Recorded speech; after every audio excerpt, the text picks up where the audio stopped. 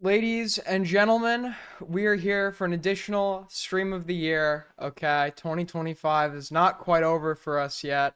As today, Los Angeles saw some historic flooding, biblical levels of flooding, and New York saw a big snowstorm, and my flight got canceled. But it's a good thing that it got rebooked, so I am going to New York tomorrow, where I'll be for approximately 1 day.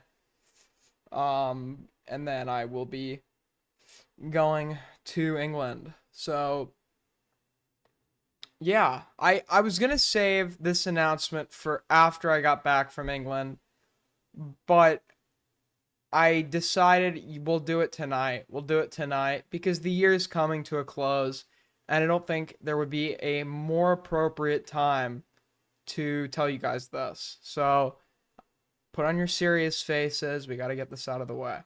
Okay? So I have a lot of changes coming in my life in the next year, and I've wondered to myself, where is streaming going to fit into all of that? Because to do this, you kind of have to sacrifice some semblance of a normal life. And do I want to do this long term? Do I want to sacrifice that normal life? Et cetera, et cetera. A lot was being weighed as I have some big changes coming. And I've decided that when I've been pursuing this, I have neglected the pursuit of a real life in the process. Um, and ultimately, for the sake of my own best interests, I quit. I know this will come as a shock to some. To others, it's just, I guess, not a big deal to you. You know, you have five other shitter streamers, but we had a very good run this year. We had a very good run. Um, and I think that, and I'm grateful for every moment of it. You know, I'm grateful for it all. So effectively, this will be my last stream tonight. The Discord server will be shut down after that. Um, as will my Twitter. And then the channel, the videos will stay up and everything. You will not hear from me in any fashion. So I'm just fucking kidding. What do you think this is? A real life? Yeah, dude. I'm gonna go out and have a real life. Dude, why don't I just like get a girlfriend? Am I right? Am I right? A real life? Look at me, dude. Look at me. But I had a nice shower. We're here. We're staying. Who needs a life? Am I right? Am I right? I'm being told that Kino has happened. Um, I don't know what's being referred to. So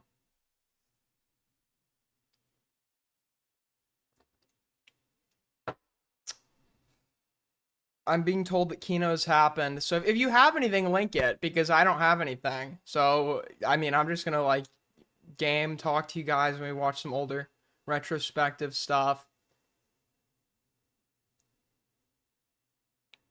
You were sad? It makes me happy that you were sad thinking about me quitting. INET had a call with Starbase. 8,000 years of Starbase. Oh my, I'm already getting the KYS DMs.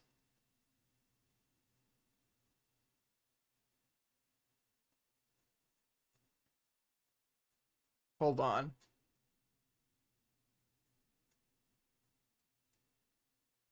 What do you feel like covering? I don't feel like, I don't know. Yo, thank you, Patrick, with the one, a pile of poo with the face, and then you also donated another one that I missed during my monologue. Thank you so much, Patrick. First donor of the stream, much appreciated.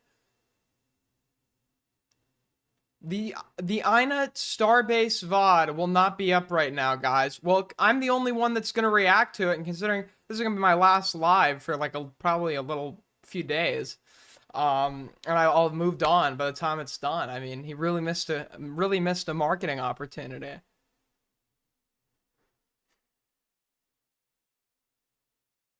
He had to take the stream down because no, he is not. All this guy does, fucking hold your ground. He made the same threat to me. I didn't fucking give in.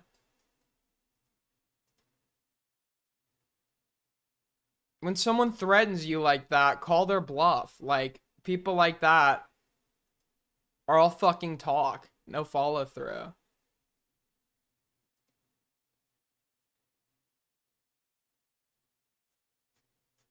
Okay, we've got a few things apparently.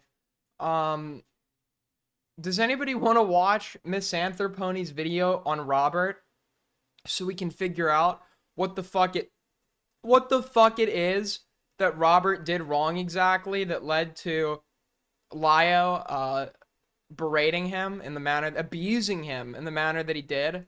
Robert, an autistic, vulnerable, sweet man that Lio reduced to tears just to feel some sense of gratification because his wife is getting fucked in the next room.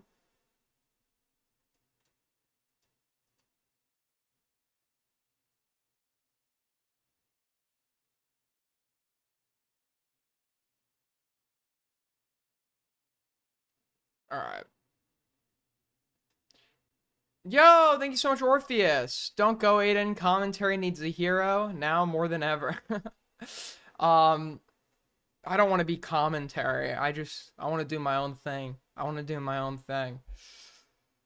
I'm like a child rebelling against his parents. Okay, I just want to be dude. My parents just don't get me, man. I just want to be like my own person. Do we have a choice? You do have a choice. That choice is this, or recommending me something else that you think is worth covering. But knowing my chat, they won't do that. They'll just complain that they don't like what's presently being covered without offering any alternatives because a lot of them are fucking useless. So.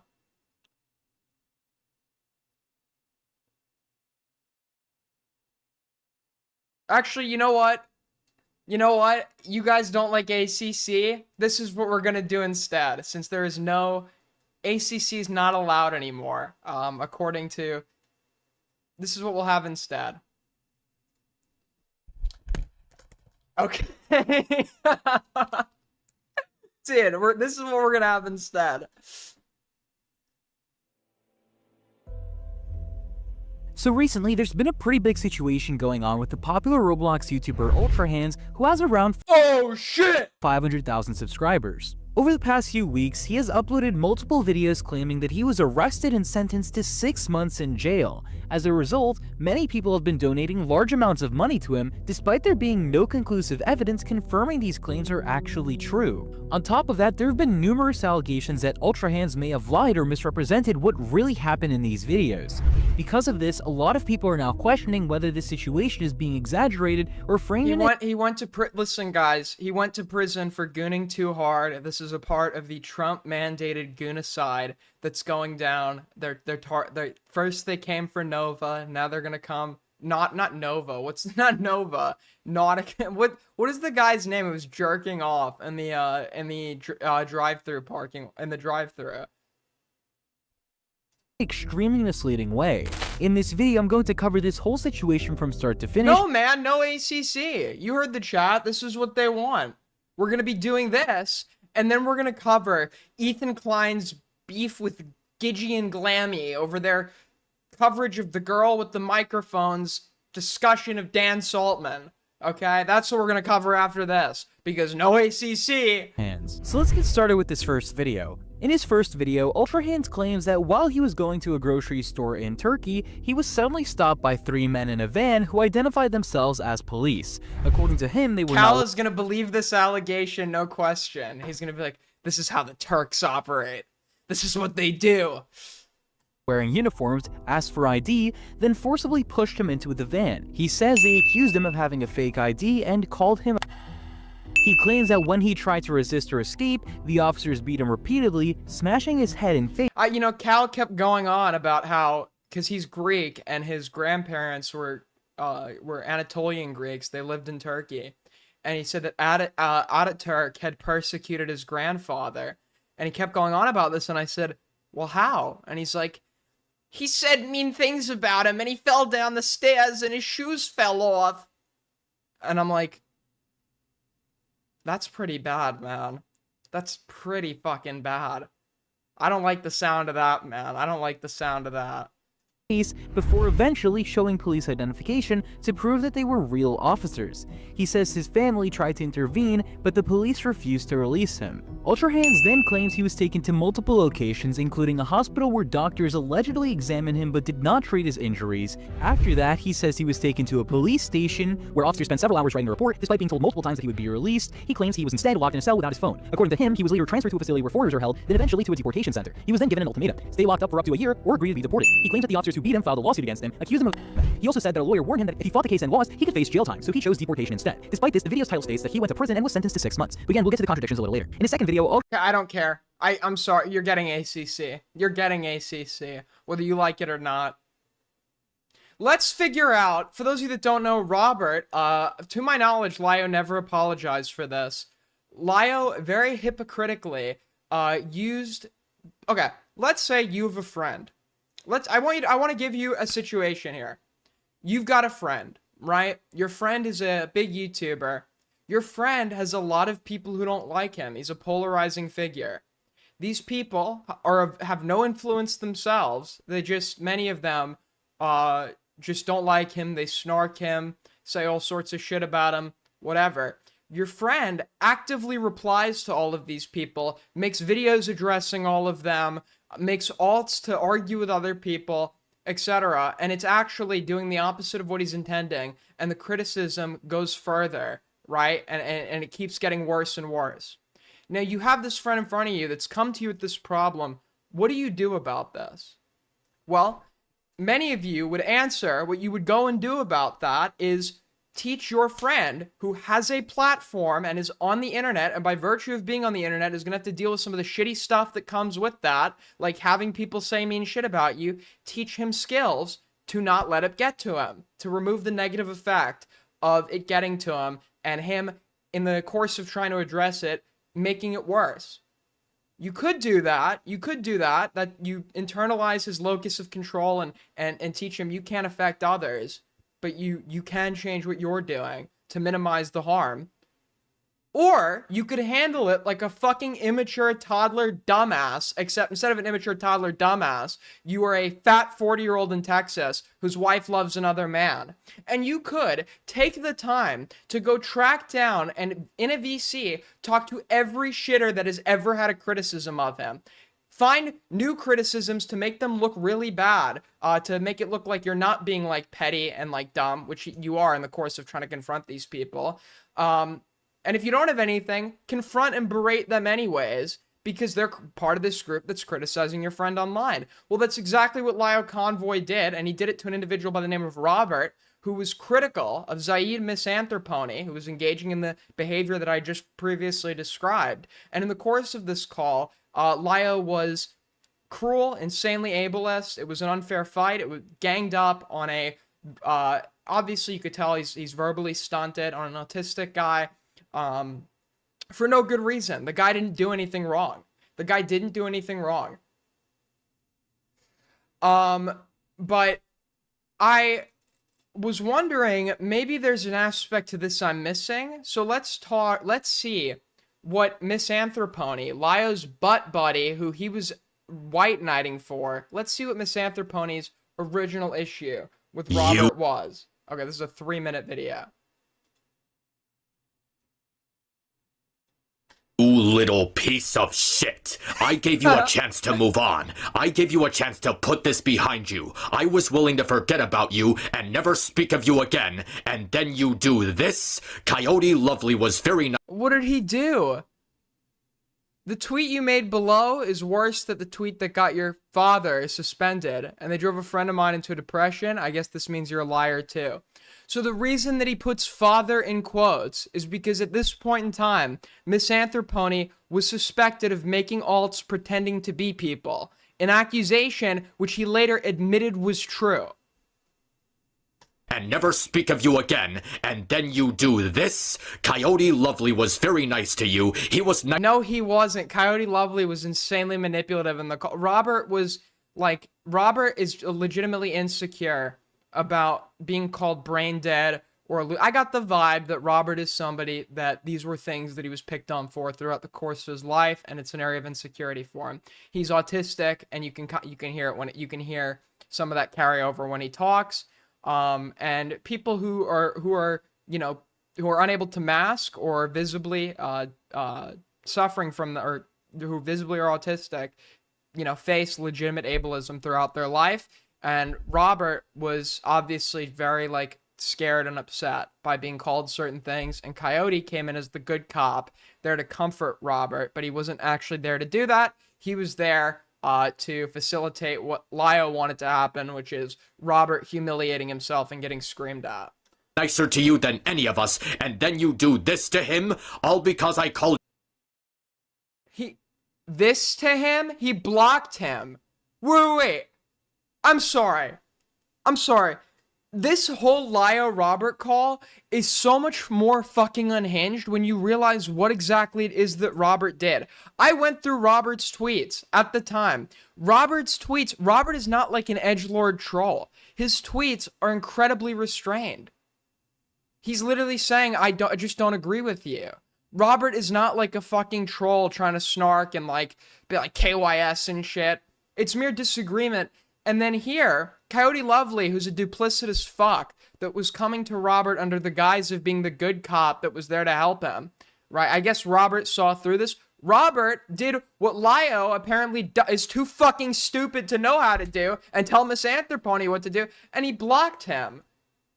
And here we have fucking this Zaid guy. Once again, I always say Lio doesn't have it. And by it, I mean any social intelligence at all. Lio can't talk to somebody until they're too disabled to handle a confrontation that Lio typically engages in. He can't just intuitively figure that out, so he has to ask for people's entire medical history now when he talks to them, which is somebody who is completely socially deficient and shouldn't be assuming the responsibility that Lio claims he assumes, right? But to hang out with this Misanthropony Zaid guy and not be able to tell that he's this fucking freak. He's this fucking freak. Just demonstrates how socially stupid Lio is. And I don't think that's something you can learn, especially at 40 years of age. But listen to the way he's like, you did this, and this is exercising your autonomy and blocking somebody, which is so, I guess, surprising and shocking to Zaid, because it's something he apparently doesn't know how to fucking do. Speak of you again, and then you do this? Coyote Lovely was very nice to you. He was nicer to you than any of us, and then you do this to him? All because I called you names for being a pathetic Neil Druckmann bootlicker? Not even 48 hours, and you went back on your You did this? Dude, these are not real people.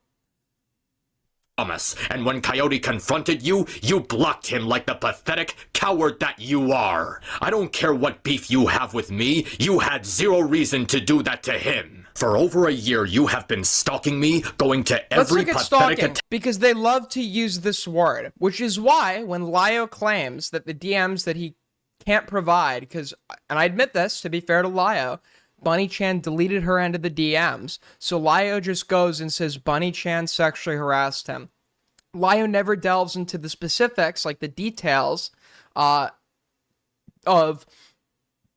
what that actually was, allowing us to assess for ourselves whether or not it was sexual harassment. And Lio and Co have a history of using the most dramatic descriptor possible for a situation involving someone they don't like. So Lio classifying something as harassment is not going to be good enough for you, I, or anyone else to assume that it is. So Lio, the burden should be, tell us what happened that was sexual harassment, right? What was the thing that was said to you that you consider sexual harassment?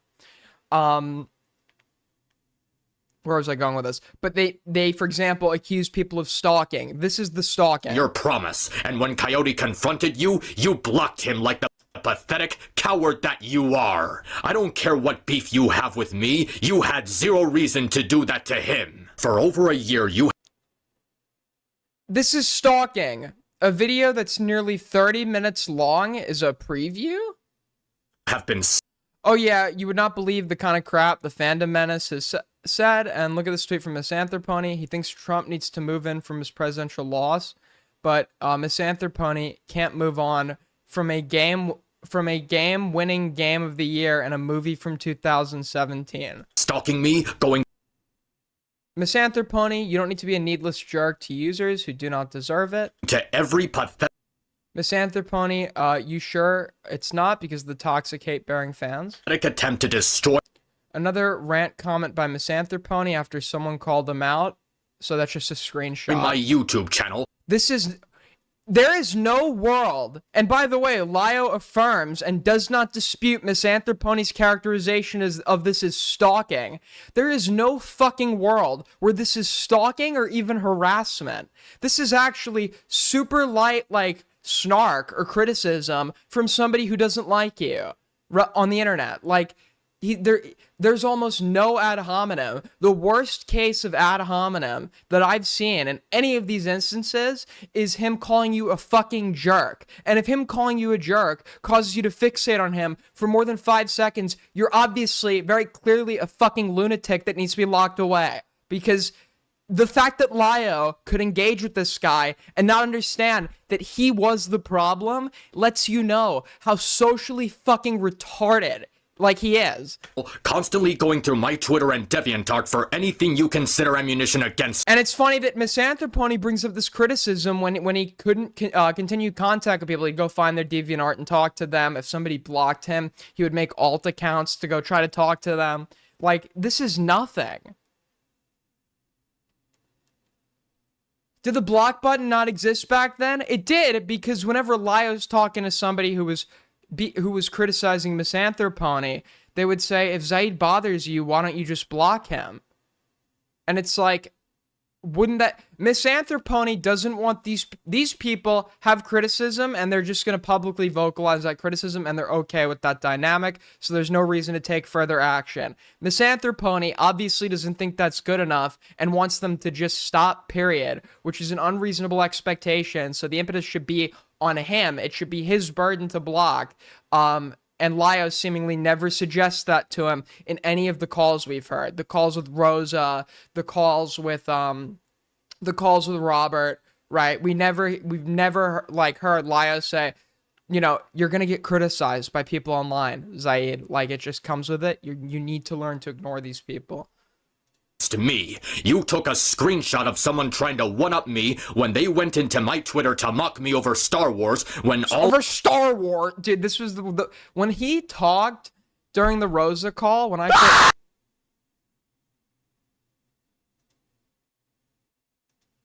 thank you so fucking much, to.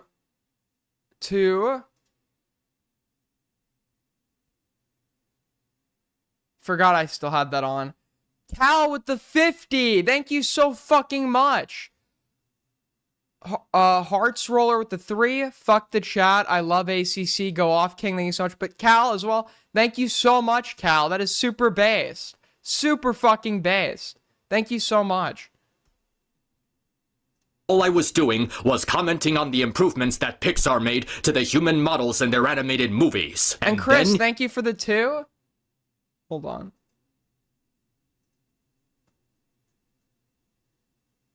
Aiden, it smells like shit. Can you check yourself? Yeah, dude. You deliberately cut out the part where he called me a Phantom Menace jackass and hyper-focused on my reply to him. You are willing to go so far as to deliberately lie to Where's the lie? people and leave context out as long as it makes me look as horrible as possible. And now you're going after Emily, trying to make a victim of multiple adult men. Going after is him talking about this person. This guy has like no influence and no followers. Grooming her, try to feel bad about standing by the people who saved her life, a child who I helped recover from actual trauma inflicted on her by a pedophile. What? Excuse, how is he going after this Emily person?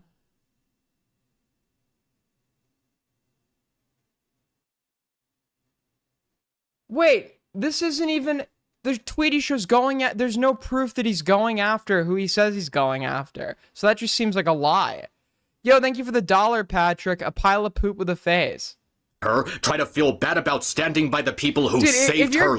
if you're giving me $50, okay, like, I feel like it's fair that I could just keep that permanently. Like, if you're giving me fucking $50, like, it's worth it. Life, a child who I helped recover from actual trauma inflicted on her by a pedophile while you were wiping your ass with your hurt feelings over a garbage video game and a garbage movie trilogy. You call me a monster? Look in the mirror, you fucking cunt.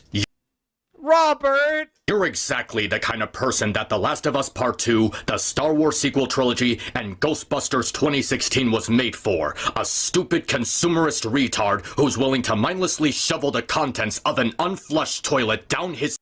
Like, Lio sees, but I checked, this, Robert, like, only had 100 followers, by the way. He only had 100 followers. Lio's the type of goober to see some shit like this and be like, this is a great way to handle criticism, Miss Anthropony. It's clearly everyone else's fault. I'm gonna get everyone who doesn't like you into a call and yell at them while being a bitch-made fucking coward. And, like, when people have substantive criticisms against me, I'm gonna run.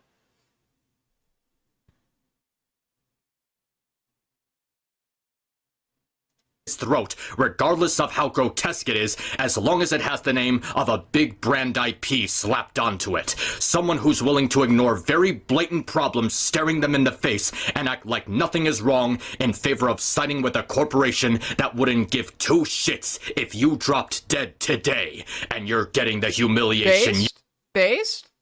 you deserve. You deserve. He's referencing the Lio Robert call. To be made fun of by me. Bottom of the barrel, Robert the lolcow. This is the thing, too. The term lolcow has absolutely no meaning. Unironically, the term lolcow at this point is utilized by, like, unself-aware fucking idiots against others. That seems to be its, like, most common usage now.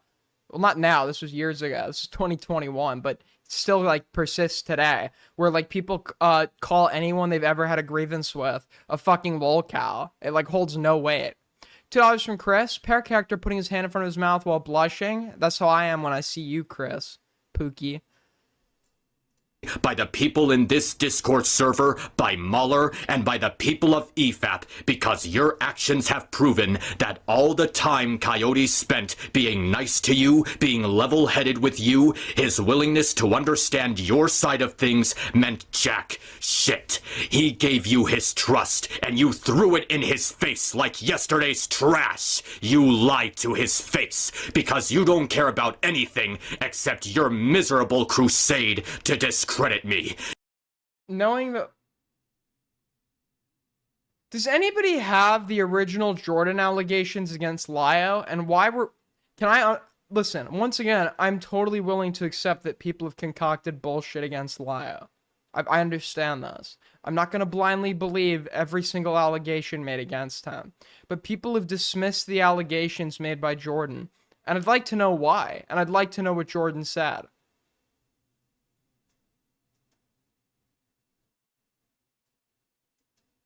Because I feel like that's a very big part of this story that we have just forgotten about. Yo, $2 from Orpheus. Punch a hole in the wall for 100? No. $2 from Chris. Speaking of EFAP, what happened to Doomer? I don't know.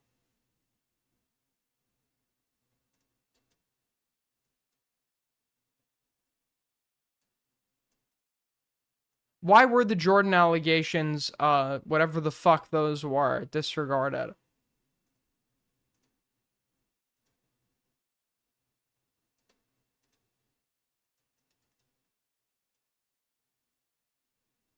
Okay, why are people asking if I'm fucking on drugs?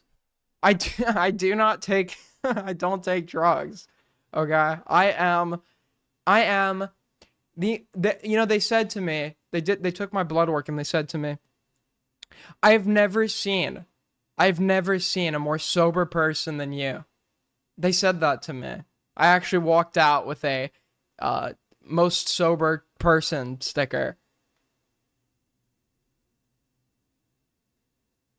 Anti-content. Well, why don't you, instead of being some useless fucking moron that needs to let everyone know that you don't like what's being covered, why don't you suggest a fucking alternative or go watch something else? Why don't you suggest something? Why don't you, I know this is like really like out of the realm of like what you're willing to do, but why don't you contribute for once in your stupid, meaningless fucking life? Make a contribution. $10 from Poop Swag was gonna buy my kid a Happy Meal, but I feel like you need it more. Thank you, bro. Appreciate it.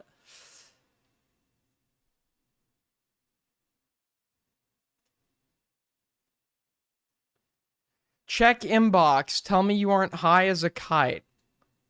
Okay, you can, if you are watching a long sustained video of somebody, you can find a frame where somebody looks weird, like mid-speech or something. This is just a bad frame. It's a bad frame.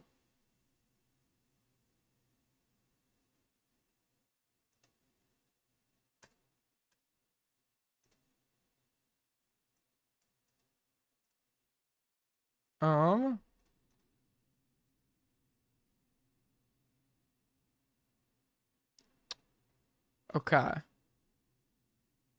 I just did pull up the image. Why don't you send me a video of you, Ollie? Why don't you send us a video you've been in?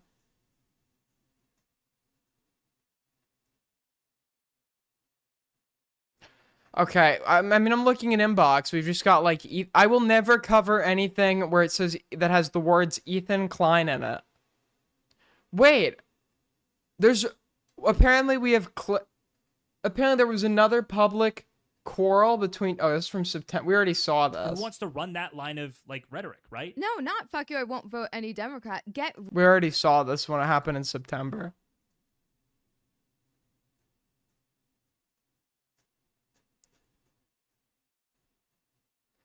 Well, we could do a retrospective on my favorite video ever. I watch this at least once a month at this point. I think we've already done 2 retrospectives on it, but I kind of just want to watch it again.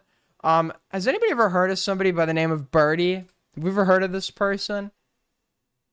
Have we ever heard of this person?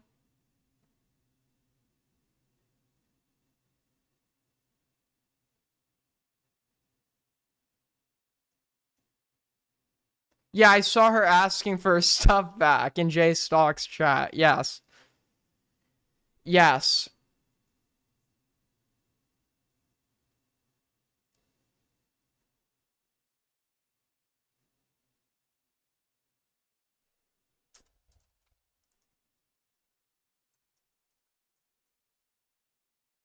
I'll never forget watching Chud Logic react to this video for the first time. For those of you that don't know, Birdie, like myself, is somebody that has been online since they were very, very young.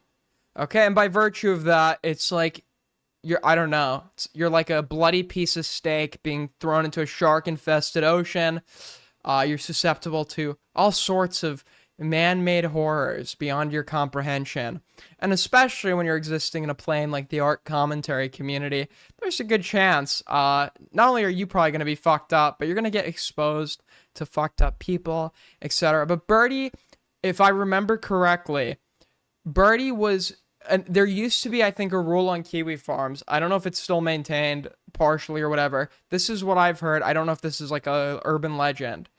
But Birdie was, before they turned 18, was such a bad case that Kiwi Farms actually went and got rid of the rule that people who have threads made on them have to be above the age of 18. Because Birdie was so exceptional in that regard.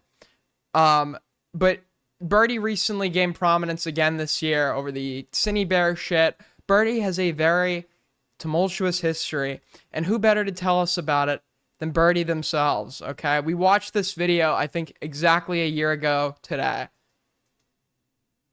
And we're going to check it out again, because it's my favorite video ever. Because I want you to understand that although everybody looks back at this video and laughs, when I first saw it, that was not the case. This video came out, and people in the ACC and this sphere thought this was a good video, the video we're about to watch. Now everyone realizes that it's bad, There's a red, black, but Yellow. You know what? Let's get into it, guys.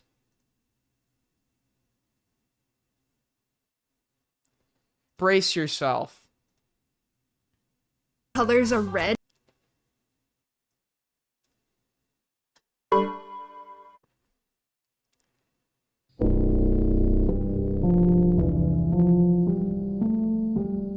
Dude, when I saw this at the beginning, I was like, this is gonna be a great video, man.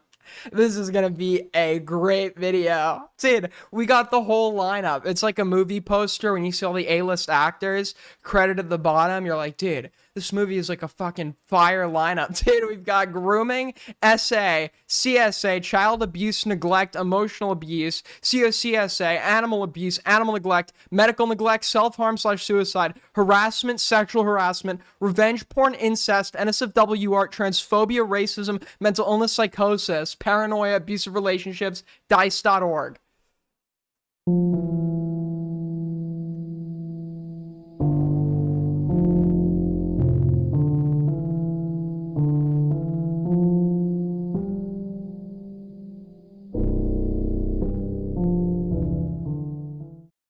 Please do not harass anyone mentioned in this video.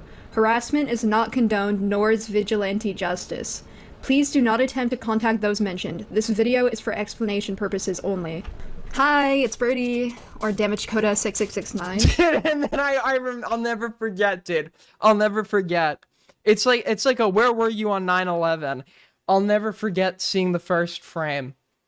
And then you have Chud Logic in the corner because I was watching it through him. You have Chud's face in the corner on the first frame. It was truly such a magical experience, dude. It was such a magical experience. So, it's been, what, 2 or 3 years now? Oddly enough, I'm kinda excited to be back. It's about time I get released from the internet void. So, you're probably a bit confused. Like, hey, why have I been gone so long? Why did I come back? And oh, birdie trauma. That's a pretty weird thing that I've never talked about before.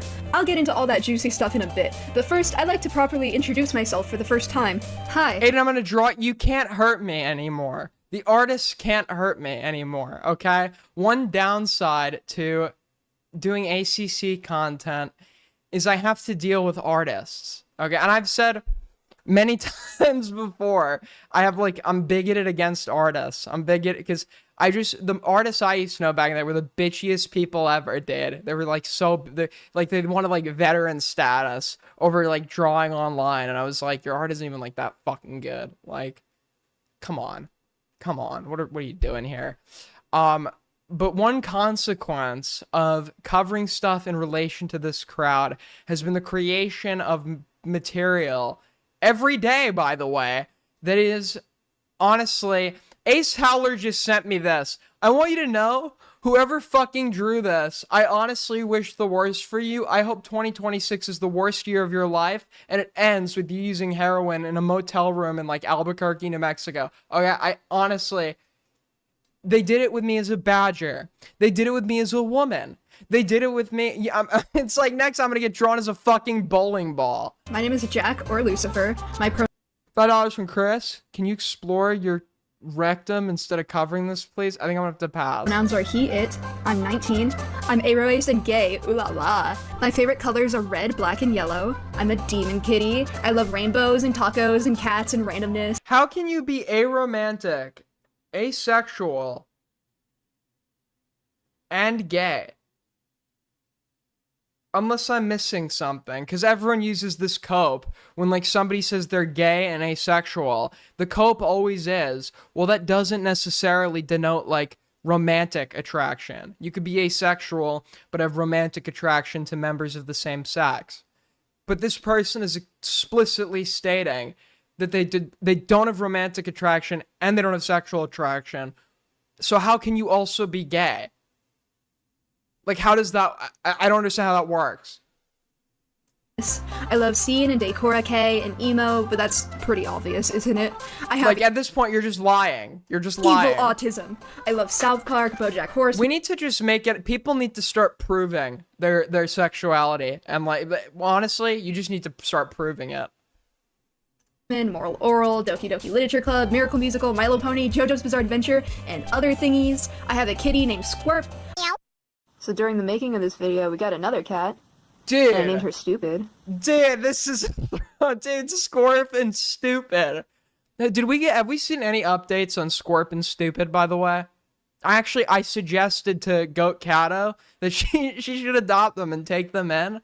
I think that Scorp and Stupid were unfortunate victims of Cinebear versus the world. They were a unfortunate byproduct of all of this. And here she is. Oh, this is the day that I adopted her. And she just got home a few hours. Bro'd whined about his ex not wanting to bang him when he was an adult man. Excuse me, but you can absolutely be asexual, aromantic, and want to have sex, and have sexual attraction, and have romantic attraction? Come on. What are we doing here? You can absolutely be a lesbian, but only be into men, okay? You can be a lesbian and only be into men. Okay? I've actually seen people try to say this. They tried to say that lesbian, like, denoted, I forget exactly what it was. Fuck. It was like they were trying to say that lesbian was like something completely different than what that means. Hours ago. Do you want to say hi, Stupid? Oh, she's biting me. Ah! Ah! Ah! You're evil. Ah! Don't bite me.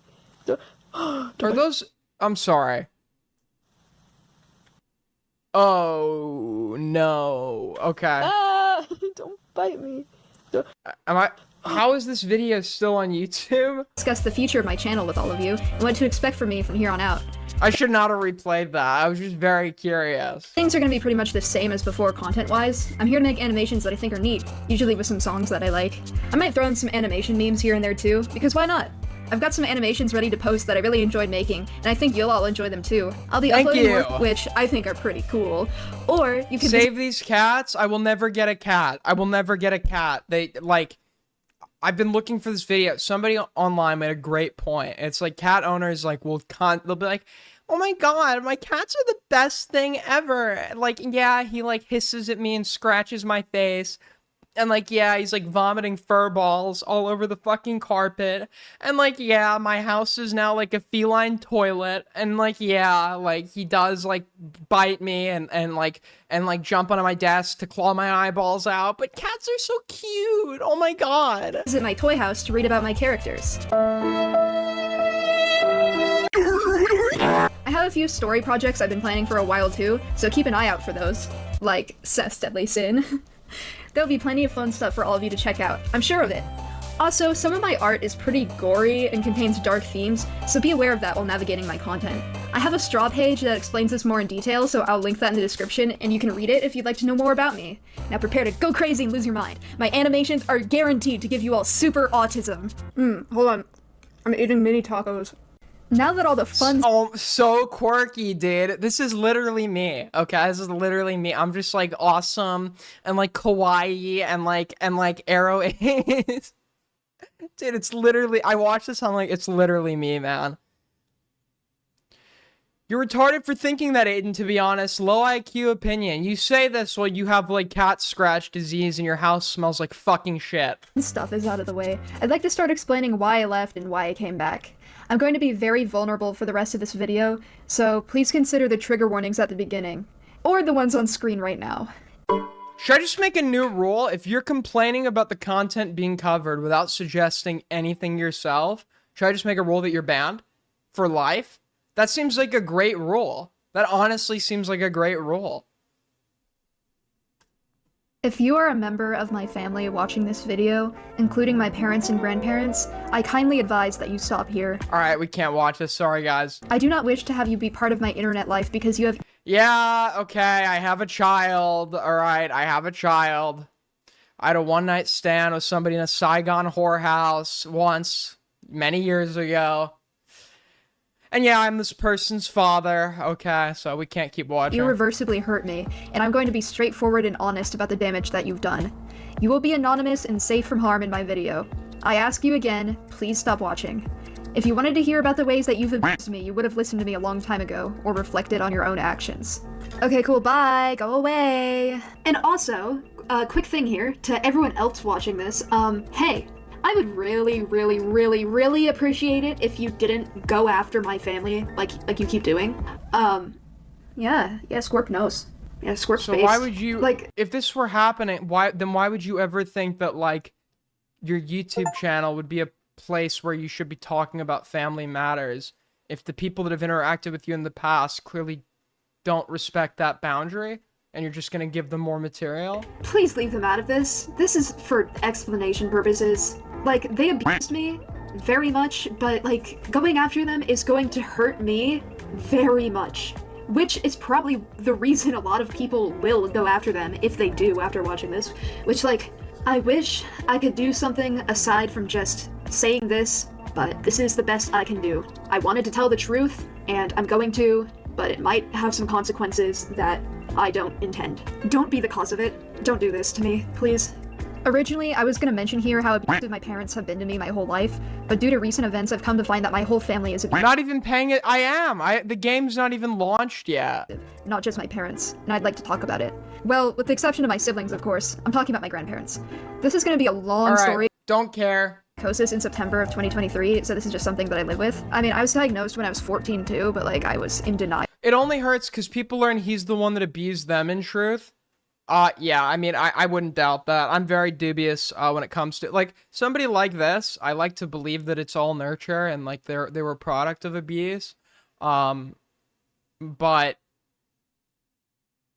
honestly, yes, there's some people that are born with negative characteristics, and sometimes you have parents that, quite frankly, are, like, complete bitches that are unwilling to really get super, like, assertive with the kid.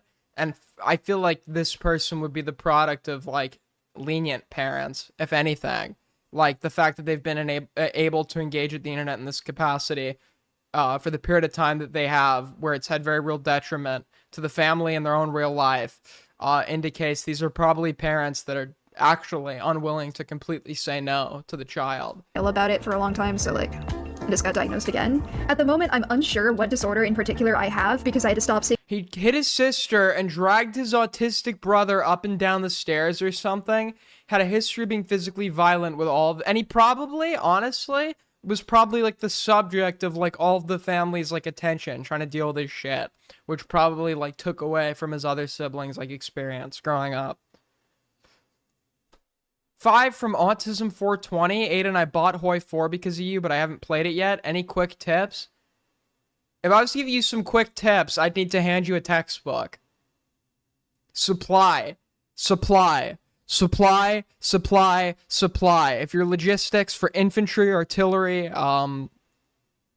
and support equipment, etc., are not all in the green, do not launch a major invasion. That should be obvious, but it wasn't to me. Supply is so fucking important.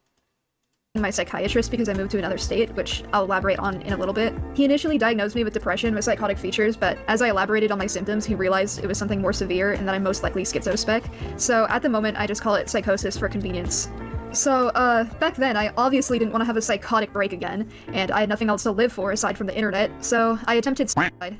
I told my parents I needed to go to the hospital because— Like, I've said this, but maybe I'm projecting because— Okay, great drawing, by the way.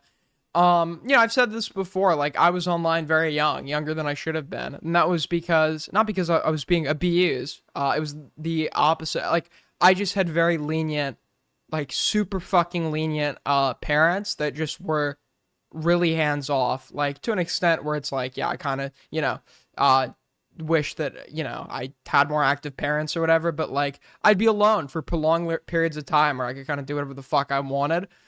So that's right with the time that I would engage, like, online and shit, and it was really a combination of, like, all that free time. And I'd imagine that somebody like this, who's continuously able to engage with the internet at the detriment of their own family, which wasn't happening with me, right? If my parents were getting, like, calls from shitter trolls online, and I was, like, very clearly, like, hated by everyone, they would have probably stepped in and were taking my internet access. But it's indicative of like parents that probably don't put their foot down on anything, which in and of itself is a problem, right? because I thought I was bleeding out when I was actually fine. And they refused to give me medical attention, and they laughed at me and even threatened to call the police because I was quote-unquote threatening them to take me to the hospital. The next day, I heard my mom on the phone gossiping to her friends about how I attempted suicide and how stupid I was for doing it, and then treated my dad like a hero for refusing to take me to the hospital. I just listened and cried. And it's not like they couldn't afford to take me to the hospital. While I was showing psychotic symptoms at 14, they were afraid of me and hated being around me, and so they would take me. I'm gonna take a wild guess. This person probably asked to go to the hospital a lot. Like a lot. And yes, that does cost shit, and it's like at some point I agree if your kid is legitimately suicidal, of course you should get them help. But like for somebody like this, they probably use that threat as like a bargaining chip. Didn't they use it as a threat when the parents cut off the internet access, using the prospect of taking their own life as like emotional blackmail? And if they insist on going to the hospital every single time that happens, that's probably going to start racking up to a significant amount of money. Me to the hospital whenever they didn't want to deal with me, and they would leave me there for a few hours or overnight. I had to take a hiatus because my internet was gone for a long time, and even when I got my internet back, I decided not to come back because this place wasn't good for me mentally. And combined with my parents and with my breakup, this place would have broken me, so I decided to stay away. I found loopholes to get my internet. Goat, how did you avoid being mentioned in this video, by the way? And wait, better question. Has Birdie accused you of abuse? Internet back in 2022 without my parents' knowledge, of course. But with my internet taken away, I quickly began to realize the extent of my parents' abuse, and I realized I needed to get away from them as soon as possible. But I was only 16 and I didn't have any friends IRL, so there was nobody to save me. Eventually, an online friend, who I will not be naming here, got in contact with me and offered me a safe place to stay. The issue with this is he lived all the way in Maryland, and I lived in Washington. Dude, this is the biggest crime in the video. Who the fuck pronounces Maryland like this? State, so I would need to prepare to move cross-country. I waited until I turned 18, and I prepared for over a year, all while hiding my plans from my parents. I relied on this guy for my own safety, and he began to emotionally abuse me as well. He became my favorite- Skipping donut? I missed one, sorry. Please forgive me. Benson with the 5. Cats know you have no soul. If they don't like you. Cats know that you have no soul if they don't like you. Of course I have a soul. Aiden, I bought Hoi for I already read that dono. You skipped my dono, by the way. Well, I hit it now. Thank you for the second dono to remind me I skipped the other one. Person, because guess what? I have borderline personality disorder, which I will talk about more later, which quickly worsened our unhealthy relationship. As soon as I had- This person is BPD? Dude. Honestly, it's the ones you least suspect, am I right?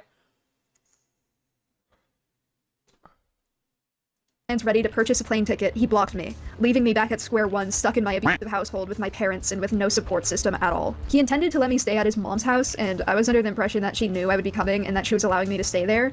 I learned after the fact that this guy had lied to me and that his mom had no idea about her plans. Like, she just thought that I was coming to visit, not that I was gonna live there. Also, another really weird thing that this guy did is that he kept bribing me with gifts. Like, according to him, he spent either 200- This is where the BPD comes in, because, and I contribute to this. Absolutely, I contribute to this. Because of the nature of BPD that causes, and many times, negative consequences for the people who know the person with it, it has an incredibly bad rap, and there's like a lot of stereotypes created about it. I actually like feel badly for the people that do have it to some extent.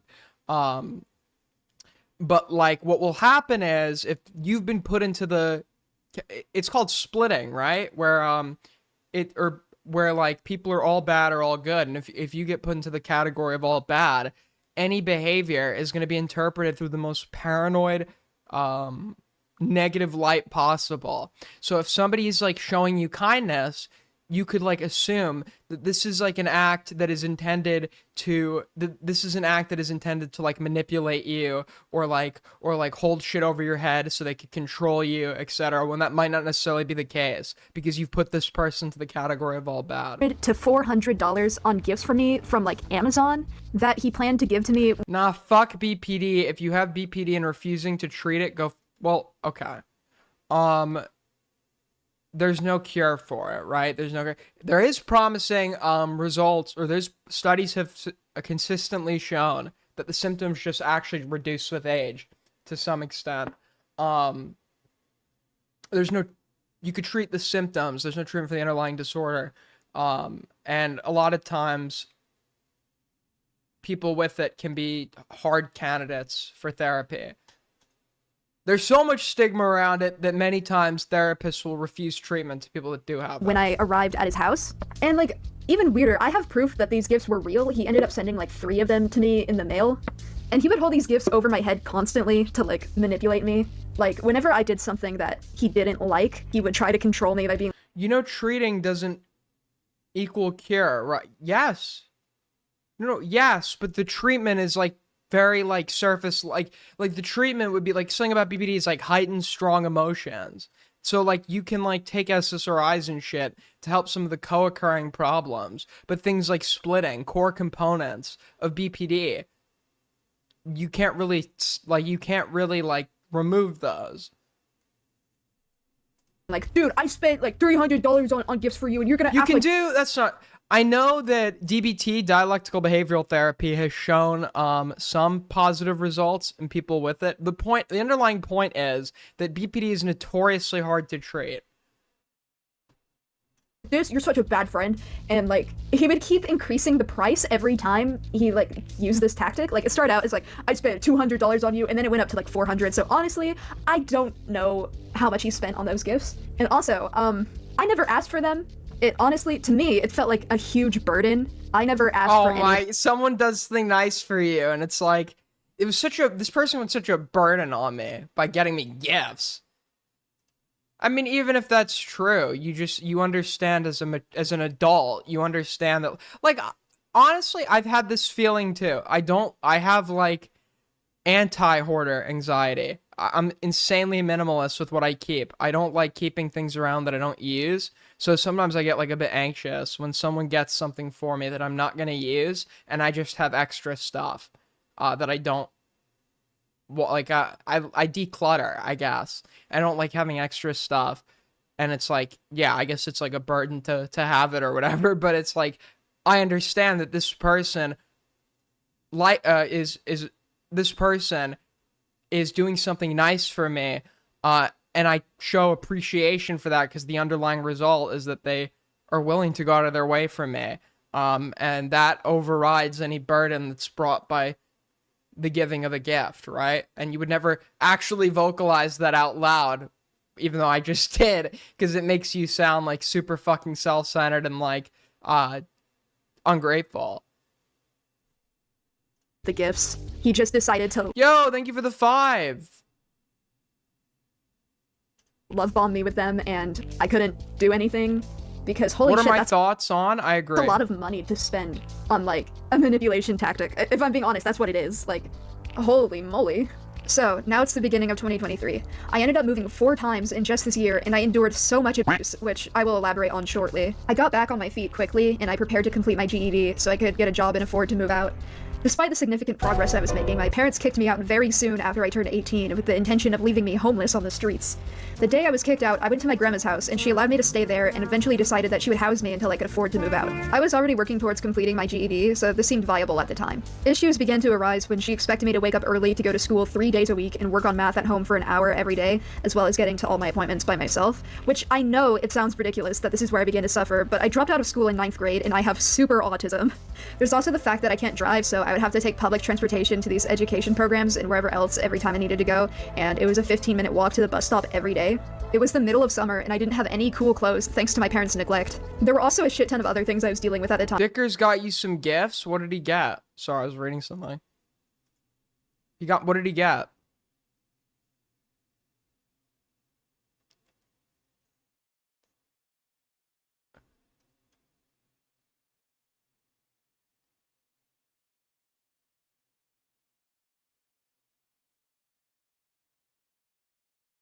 If vegetating one BPD person prevents dozens of people from being traumatized or harmed, it is worth it. It's not worth it because why would you ever want to set that precedent?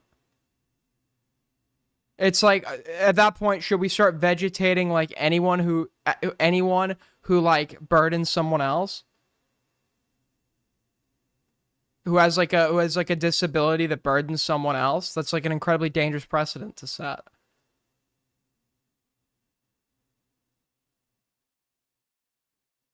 $5 from this comment will be deleted. I bet your nose would touch the wall before your what the fuck? Like medical shit. And speaking of which, I am chronically anemic, which means that I physically cannot exude as much energy as most people can. TLDR, I'm disabled. I know it sounds like I'm making Wow, it's the ones you least suspect, man. excuses, but I swear to God, my body and my mind were not built for this kind of lifestyle. I quickly got burnt out, and when I attempted to explain this to her, she yelled at me, which forced me into obedience and led to me attending school programs in a burnt out state for several months. I'd like to add, these programs were doing literally nothing to help me progress with my GED. I started going to a GED prep program in person, and I completed 2 of the 4 tests independently. But then I shifted my focus to math, which has always been my weakest point, and they set me up on a school Chromebook to take the GED practice test so that the curated lessons could be gauged from my answers from their website. Listen, I know how to do math. I just so happen to be much slower at it and have a hard time understanding the questions because guess what? I have a learning disability. I expressed this to the staff, and I explained that I was capable of answering the questions, but that I didn't understand what they were asking, and I politely asked for help and asked if there were any alternatives. They provided me with no help whatsoever despite me being on an IEP, and allowed me to basically skim through all of the questions, selecting random answers and typing in random numbers because I couldn't give a shit if I didn't understand what it was asking. Thus the If you're going for this, I guess I don't want to tell them not to get their GED, because obviously it's like to have an equivalent of a high school diploma really opens your job prospects. But I don't know, dude. Well, hold on. My attention is like sidetracked right now. Hold on. Give me 1 sec here. Give me 1 sec. I got messaged something. Where the fuck is my phone, dude?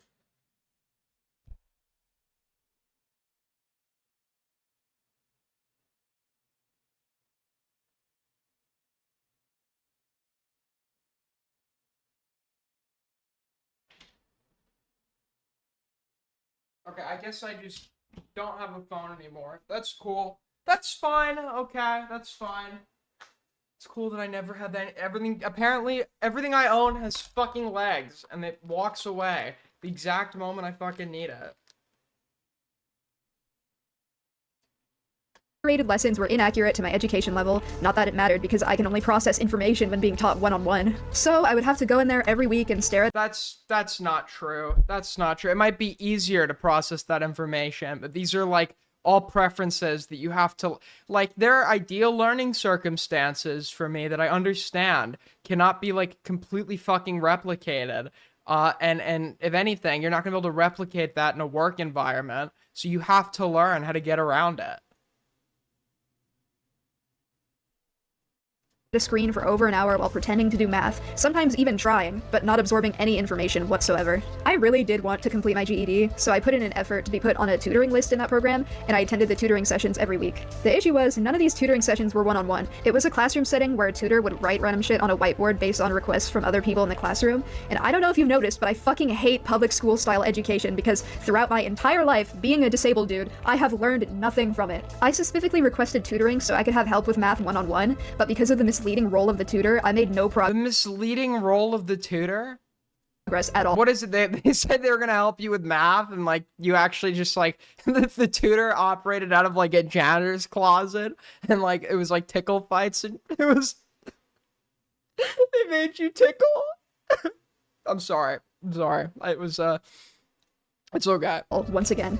And you know that IEP I mentioned earlier? For those unaware, IEP stands for Individualized Education Plan, and it's a tool developed by the American Public Education System, and it was designed for disabled kids to be given the help and assistance they need in school. I've been on an IEP during my entire time in school, and even though I officially dropped out, I tested back to be on an IEP while prepping for my GED. So this was supposed to help me, right? Well, being on an IEP for me meant that I had to now attend an alternative high school, and I was required to show up every Friday.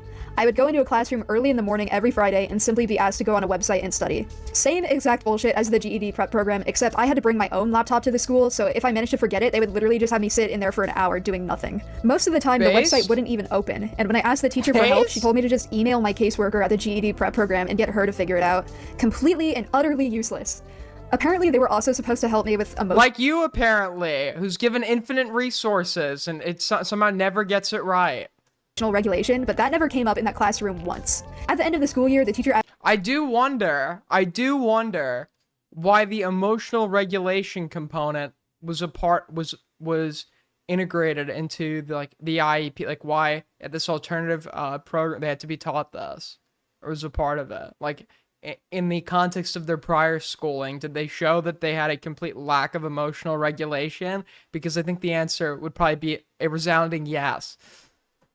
asked me to rate my emotional growth on a scale from 1 to 100, and even though I was fucking spiraling, I lied and said 100 because I did not want to keep going there. I don't know if you've guessed, but at this point, I've given up on my GED entirely. Fuck work anyways, it's not like I'm physically or mentally capable enough to uphold a job in the first place. Fuck capitalism, fuck the public school system, fuck ableism. Excuse me, I just wanted to rant about that whole shit True, fuck capitalism. show for a little bit. Kinda got off track, but I suppose it is an important part of my journey through hell this past year, so it deserves an honorable mention. Meanwhile, as I was dealing with all this, the Maryland dude from before started harassing me privately and leaking my Maryland, dude, Maryland. artwork in vents publicly and claiming I abused him, Artwork and vents? Oh my god, dude, this honestly is a year of hell. This sounds like a year of hell. which led to a resurgence in birdie drama despite me being on hiatus and also still healing from what this guy did to me. This led to, guess what, another This person has been, there's like a term for when they fuck up now. It's like this person has had so many situations attributed to their name that like it's just called birdie drama.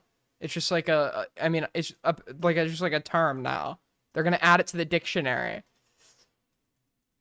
psychotic break. I had paranoia so extreme that I unadded all of my friends except for like 2 of them. I could no longer read texts or emails or respond to calls. I couldn't open letters, I couldn't go out in public, and it eventually got so bad that I couldn't leave my room. I started to believe that the government was monitoring me and that every human being had the potential to hurt me, and the things I was saying started making less and less sense. When I addressed these concerns with my grandparents, they laughed at me. They tried to help, I guess. I wouldn't really count this as helping because it was more so in a, this is ridiculous, let's tell it why this is ridiculous sort of tone. They gave me the classic speech of, why would the government target you in particular? What's so special about you? And I think anyone with a brain can realize that this reasoning does not work on somebody in a psychotic and delusional state.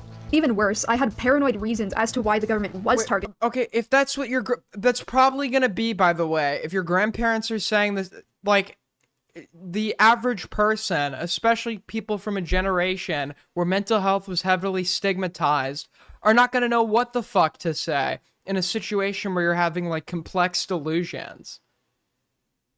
That's not what you're supposed to say to a delusional person. It's like, yeah, that's true, but, like, you're putting this burden onto some, like, old normies that don't know, like, what the fuck, like, is even, what is happening in this context. Me. I am not a normal person. I have a significant internet presence. People do spy on me and have in the past. I'm severely mentally ill, so I thought that maybe they were monitoring me to experiment on my psyche. I couldn't go to the GED prep program anymore. Every time I would step onto the public bus and feel the presence of every human around me, I would feel violently nauseous. Every time I would walk into the building, I would feel everyone's eyes land on me as I walked in, and I felt unexplainable terror.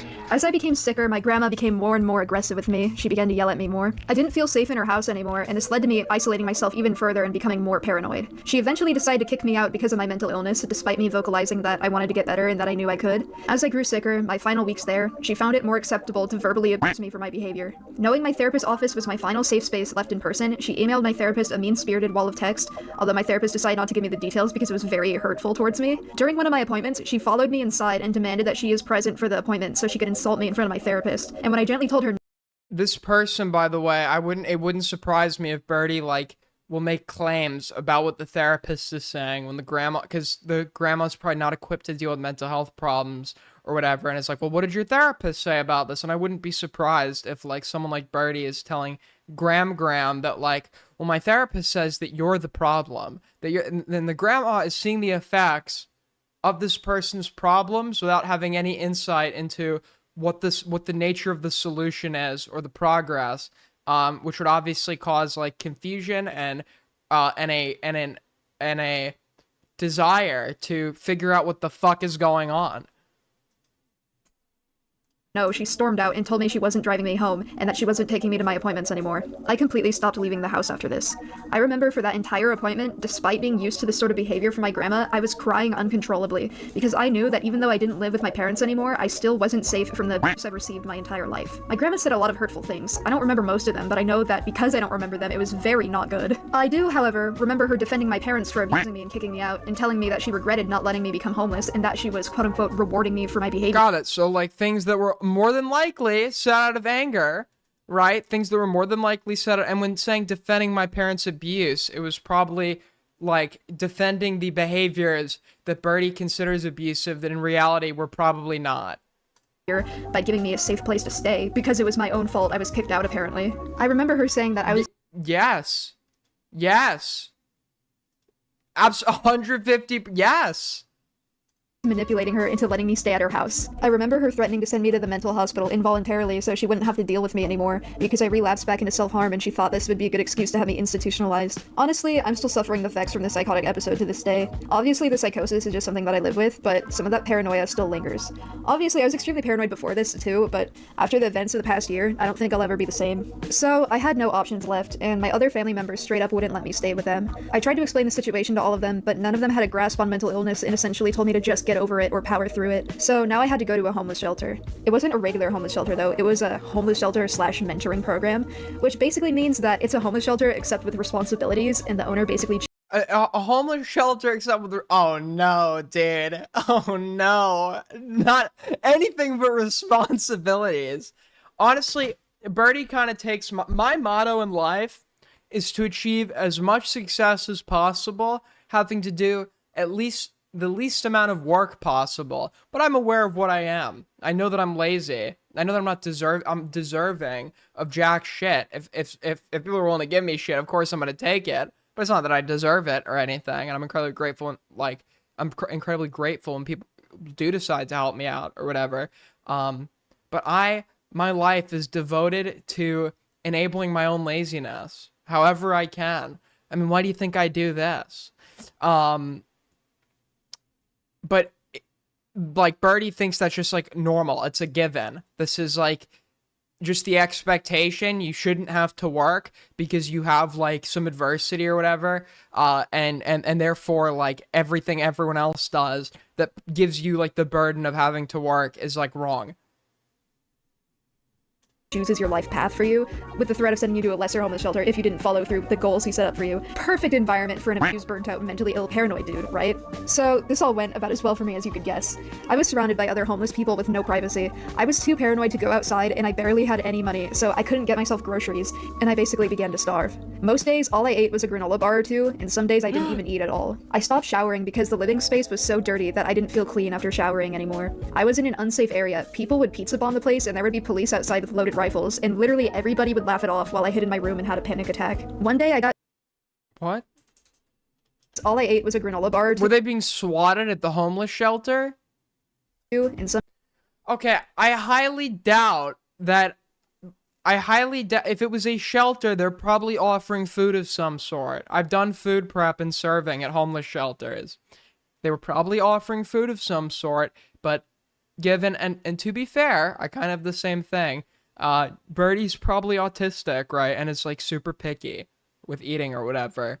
I'm in some facets, not to that extreme. I would never live entirely in granola bars if I didn't like the food. But like, it wasn't that you were being deprived of food. It was probably that it wasn't comfortable to eat the food that was being served. Some days I didn't even eat at all. I stopped showering because the living space was so dirty that I didn't feel clean after showering anymore. I was in an unsafe area. People would pizza bomb the place, and there would be police outside with loaded rifles, and literally everybody would laugh it off while I hid in my room and had a panic attack. One day I got too scared to drink the water because of how dirty the sink was, and I came dangerously close to passing out due to dehydration. I began to lose weight I didn't want to lose due to the lack of food. Dude, this is all self-harm stuff. It's not like you don't have access to this, to water, or a shower, or food. This is all just like you're choosing not to. Even like, if you were that fucking thirsty that you were becoming dehydrated and on the verge of passing out, you would drink whatever fucking water. People in those situations, like in the wilderness or whatever, sometimes they drink their own piss to like to have something when there's no access to water. Like, if this were true, the water fountain being dirty wouldn't fucking stop you from drinking it if you were legitimately that dehydrated. I was barely sleeping too. I texted my grandma one day to ask if I could have some food. Could I have all of the chocolate chip Cliff Bars, and the water seasoning? I'll bring that stuff and your blanket, flag, clothes, hamper, hangers later this evening. I'll stop off at Costco and get a big box of Cliff Bars. Let me know when you have free time. Graham seems nice. This doesn't sound like somebody who's like abusive that wouldn't, if you were willing to like, there's no doubt in my mind, if like Birdie was like, just didn't want to live with the parents, fallen on tough times living wise, but was completely willing, like if I'm staying at somebody else's house, I'd want to make myself as useful as possible. If something gets dropped, or like I want to offer to help clean up, etc. And it's like, if Birdie was like this, offering to help out the grandparents with anything they needed, not getting their way living wise, understanding their role as a guest, and being willing to work towards finding any work that would allow them to inevitably move out, there's no doubt in my mind that Graham would have fucking no problem with Birdie staying over. In her house that I knew nobody was eating, and she got mad at me and told me not to blow up her phone asking for help ever again. I essentially rotted in my room there every day, and not a single person cared. This isn't even mentioning the transphobia I experienced at the shelter. Nobody cared, as Graham's like, I'm gonna get you the big box of Cliff Bars. Literally everybody there would keep misgendering me, including my lesbian roommate. Like, dude, you're LGBTQ, you should know better. The owner introduced me to everyone with my dead name behind my back for literally no reason. Like, there wasn't even a legal reason for him to do this. On my last day there, the owner admitted he called me Jack instead of using my pronouns because, quote, it's annoying how often trans people change their pronouns and it's too hard to keep track of. And then he proceeded to mansplain. What is Birdie's pronoun? Because Birdie's like the it like type of pronoun person, right? Like, I know Birdie's like he, him now, but it wouldn't surprise me if at one point Birdie was like they, them, or it, or like using neo pronouns. The concept of transphobia to me, and that some people may not agree with your lifestyle and you just have to let those people misgender you. And I had to agree with him because I didn't want to be the annoying tranny who stands up for his own rights, because that would have pissed him off for sure. So yeah, I think the month that I lived at the homeless shelter was the angriest I'd ever been in my whole life. My family abandoned me, people online were harassing me, there was nobody to save me, the people at the shelter left me to rot, and nobody even cared at all. I couldn't even cry about it because I had zero privacy. I was completely alone and I was seething with rage. I knew I needed— If you've been given several living accommodations at this point, and through your own negligence, none of them are working out for you, yeah, privacy is actually, like, sort of a luxury. Like, you're now taking, like, the only option you can get, minus the streets. And it's like, yeah, it would be really nice if you had privacy, but you've kind of done it, everything where you just don't have options. This is just life. This is the only option left to you, besides sleeping on a fucking sidewalk. To get the hell out of that place before I ended up killing myself, so I contacted my nana. I told her about my situation and she offered to come pick me up. I arranged for her— So Birdie's nana is somebody who's different than Graham. her and her husband to come pick me up and house me, and I didn't tell anybody. So we're now on living accommodation number 4. Okay, we've been to the parents' house. They're abusive. Grandma's abusive because she said mean things. So the homeless shelter is abusive because Birdie didn't get a fucking private condo and didn't like the food. So now we're on living accommodation number 4. So surely, this one works out. Everything's great, and it's smooth sailing from here. Birdie gets the help he needs, and in my family or anybody at the shelter until the day before she was showing up, because I knew they would try to keep me at the shelter. Of course, when I told the rest of my family, they were pissed. So my nana arrived and I got the hell out of there. I began staying at her— He refused to get rid of his friends who were enabling these behaviors by me telling him to find better ones in 2023. I blame them for this video also because they 100%... Yeah, because somebody like this is going to seek out friends that only reaffirm their warped perception of their own circumstances, that perception being the one that's most favorable to them. And I've said this before, like, the best friends you're ever going to have are the ones that can... no risk involved, like no risk to you, or like be able to sit there in private and say, you're fucking up. Like, I care about you. You're fucking, like, you're, you know, you're doing X, Y, and Z. And I think that I would be a bad friend if I didn't tell you, and I'm willing to do anything that I need to do to help you get through this.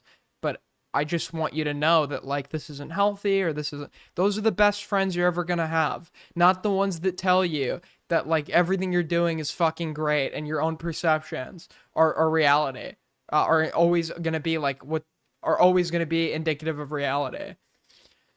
$2 from this comment will be deleted. Truffle looking what does that even mean? Place, and I quickly realized this was a really bad idea.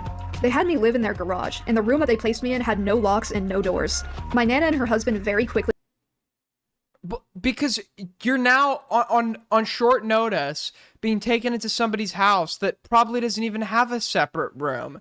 I'm sorry, do you think in the span of a day they're gonna get their house remodeled so that the only room they can accommodate you in, unless there's another room that you're not mentioning the existence of, so I would assume this would be the only room they could accommodate you in, doesn't have, like, they're not converting it into a guest room.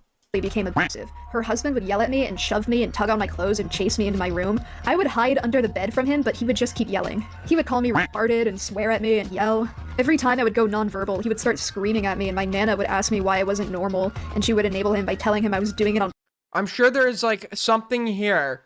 Once he has no right to put his hands on him or whatever, but, like, there's got to be. First of all, I don't even know if I'm willing to accept that, like, there were hands laid on people in this scenario.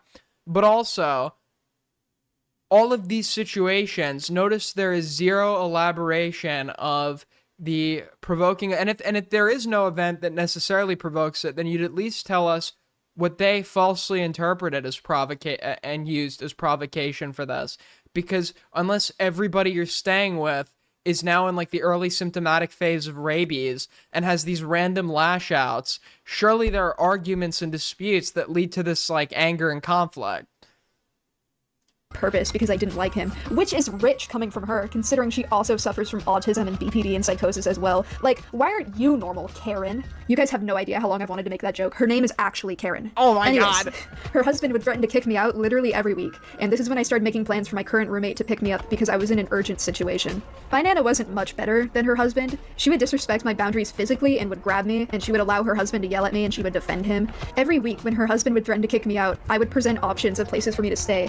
I told her I could stay at a motel until my roommate came to pick me up, and she would come up with all sorts of bullshit to prevent me from having a safe place to stay. I would give her options, but she would say weird shit like she could take me to Oregon so I could live at her unfinished beach house despite her Oregon? Literally driving? being unable to drive. She offered to buy- Someone posted a sighting video of him on a bus recently.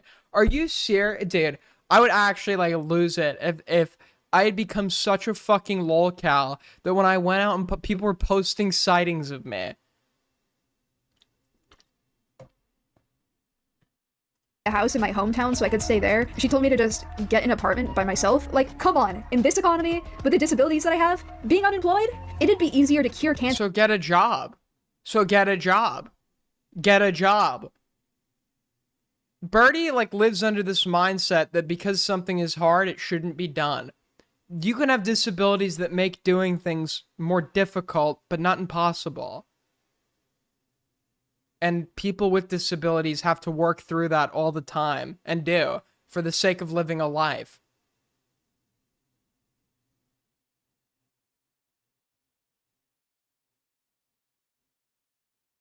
Like, do you think people with dyslexia just don't, like, yeah, almost every job on earth is going to require reading to some level. Do you think that, like, people with dyslexia just don't work jobs? By mixing a shampoo potion together. I told her everything I said here about the homeless shelter and that was not an option. I had options on where to stay, but she straight up refused to let me go safely. She forced me to go back to the homeless shelter one day. I didn't have a choice because I had no method of transportation. There weren't any public buses. The options were probably, oh, this, like, random person that I met on Discord that keeps adamantly insisting that he's not a rapist. In the area. I was literally in the middle of nowhere, by the way. My options were going back to the shelter or being left to the streets of this nowhere neighborhood and either starving to death or getting killed by coyotes. I got so desperate I texted my mom and my grandma for help, and my grandma told me that it was my fault for being kicked out again, and yeah. You say your parents can't handle you. Nobody can handle you. True. That's accurate statement. No fallacies detected. I think you need to put some work into trying to not be so much to handle. True. This person's always talking about like their special needs and like everything that every accommodation option that's offered to them, but never what they're personally doing to overcome that adversity. You burned your bridges here. True. You telling people you didn't feel safe here was incredibly underhanded and hurtful. True. Graham does not seem like, I get abusers can sometimes be nice, but if I was betting my life on it, Graham wouldn't be an abuser. She's literally messaging Birdie while he's in the homeless shelter, being like, I'm getting you the extra large pack of the Cliff Bars you really like still trying to be like I know it's the grandma, not the mother, but the like taking on this like motherly role of wanting them to be happy. If you don't want to get kicked out, you should talk to Nana and Jean about what you can do to deserve to stay there. What do they need to see from you? How can you prove yourself? Are you willing to try? Or you can ask the owner of the shelter for help and put in more effort there. At least you wouldn't be homeless. True? Yada yada, and to call the owner of the shelter so I could go back. My mom told me to go back to the shelter too. I told them both why that wasn't an option and that I needed somewhere to stay where I had a basic level of assistance because on my own I would literally starve to death. And my mom— And it's nice. It is incredibly nice for Graham to even like be willing to offer to take you. And I know that grandparents, especially amongst like Gen Z, and they've just been taking a much more active role in the lives of grandchildren. But it never really is the role of the grandparent. It shouldn't be the role of the grandparent to raise the offspring of their offspring. It's like you do what you were supposed to. You get your kids through school, through life. They graduate, they're out of the house, and then your career that you've worked to support your family at some point would hopefully come to an end. And then now that hard work is supposed to go into you being able to enjoy the life that you have now, you know, being able to pursue hobbies that you didn't otherwise get to pursue while you had a family, be able to socialize, etc. It's kind of like being free, young and free. It's supposed to be being young and free, but like all over again now that you're old. And to then be willing to compromise that to go take this person in who is incredibly needy and absolutely a burden shows genuine love, care, and consideration on Graham's end. told me it would be fine and that her and my grandma would help me get groceries and get to my appointments. Where was that kind of help I needed a few months ago? Why are you all of a sudden willing to help me? Well, I didn't have a choice, so I called the owner of the shelter and asked if I could get back in. Fuck.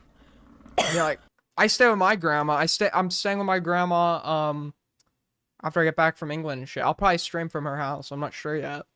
But, like, I understand this, that, like, I understand this as well because I'm not a kid, right? I'm an adult. I can totally take care of myself. But like when I go there, I actually try to, I try to be like, to some extent, take care of her. Like, if anything I can help out with, etc. That's what I want to do. And in like Birdie's mind, like this is like the care of the grandparents is like something that they are entitled to. And just is never like good enough for them. Sorry, Squirt. The thing is, my nana and her husband threatened to kill— The Birdie clip is in my inbox. Okay, let's take a look.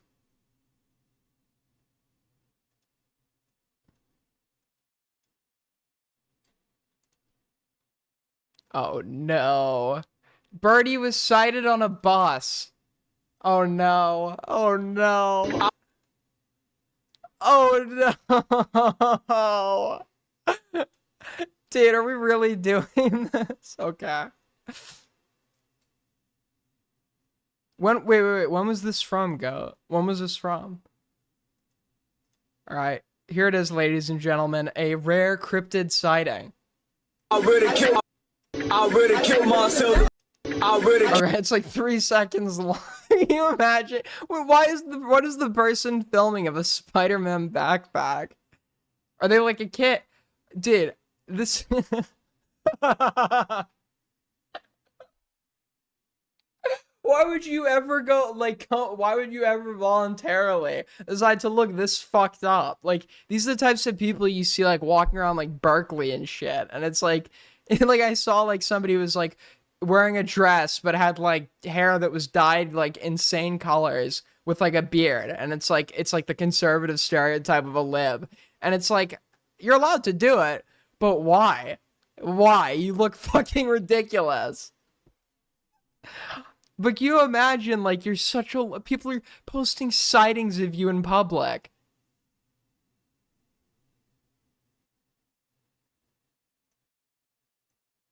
Dude.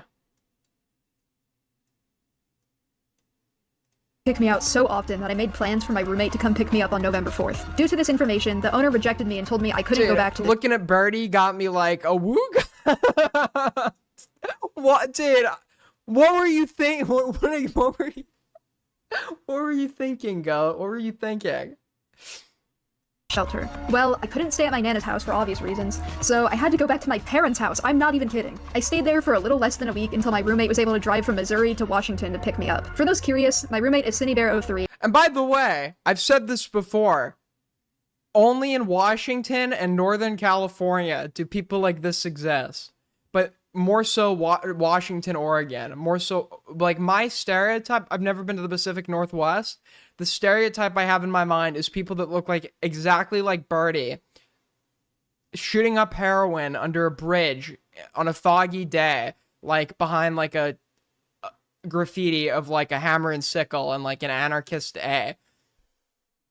Another animation memer, furry, previous Sans fangirl. What are the chances? As of writing this, we've been living together for almost 2 months. We've known each other through the internet since we were kids, and we used to watch each other's videos on a regular basis, so it is incredibly surreal knowing that we ended up living together. But like, good surreal. I honestly don't know what I would have done without her.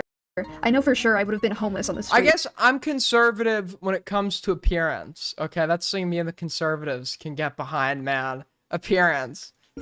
It's hard to express how grateful I am to have this opportunity and to have a friend like this in general, because I've never experienced this kind of love and care and compassion until now. But I am incredibly grateful to have a chance at life, and it's all because of Cindy. Everyone in her life was telling her not to come get me, but she went out of her way to save me regardless. I'm right-wing on the issue of aesthetics, okay? They seem to be much better than us at the whole aesthetics thing, I must say. We had a nice road trip. We were in the car. Well, that's not true. I don't want to make this impression that like liberal women are ugly, because that's not true either. But I mean, in terms of conceptions of beauty, okay, typically we agree when it comes to art. Typically we agree when it comes to people that look like Birdie. Okay, that's some common ground. Trump needs to make looking like Birdie illegal. For about 2 days, we snuggled up. $2 from Patrick Star. True, it's more common in NorCal compared to SoCal's more diverse in the sense of like you have people from all these different places. You know, NorCal's also diverse in many facets, but SoCal I think is a lot more diverse in terms of political leaning and origin. Under some blankets and watched YouTube videos, ate snacks, listened to music, talked about things, and took naps on each other. We were homeless for a few days, but her friend provided us a place to sleep until we could move into our apartment. And now we're here. We have our own place, and we're happy. Not once in my entire life did I ever think I would have a future like this. Like, I guess I'm really on the issue of art, I guess, is where I'm maybe to some extent aligned with the right a little bit. I have typically, it's not always true, but I think like people who are into, like, I think abstract art can be good, abstract modern art can be good, but after going to the Modern Art Museum in San Francisco, it was just 50 rooms of cope. It was 50 rooms of cope. It's like, this painting symbolizes the beauty of nature, and it's just like, it's like you like got covered a crackhead in paint and then roll around on a canvas. It's like, this is like complete cope. This sucks. Up until now, I had never been in a safe environment, so I had no concept of that ever becoming a reality. I fantasized about a future like this since I was very little, and now I'm here. I'm still mentally ill, I'm still struggling, I'm still healing from my past, but I'm happy and I'm safe, and I have a chance at life. I've never had that before. And I never could have done that without Cindy. She saved my life. This person has never had a chance at life before. There are people who, and this isn't just like some common non-isolated example. There are people who don't have parents that are willing to support them or be an active role in their life as adults. Nevertheless, parents, grandparents, whatever the fuck a nana is as well, like the amount of people that are extending out a hand to like help here is just like layers and layers of opportunity and safety nets that one by one are completely fucking eviscerated by Birdie. Holy shit, I did not mean to ramble that much. Well, time to ramble some more.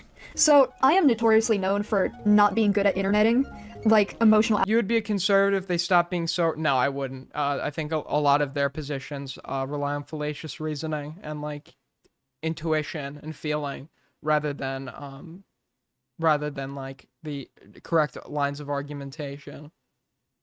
My mere argument autism and like understanding that premises need to correctly, adequately follow to a conclusion without utilizing fallacy, etc. is like anytime they would make an argument to me, I would be unable to stop myself from arguing back, even if I forced myself to be a conservative. Outbursts, constant venting, oversharing personal information, things like that. Like, the problem with conservatives is just like they're really fucking stupid.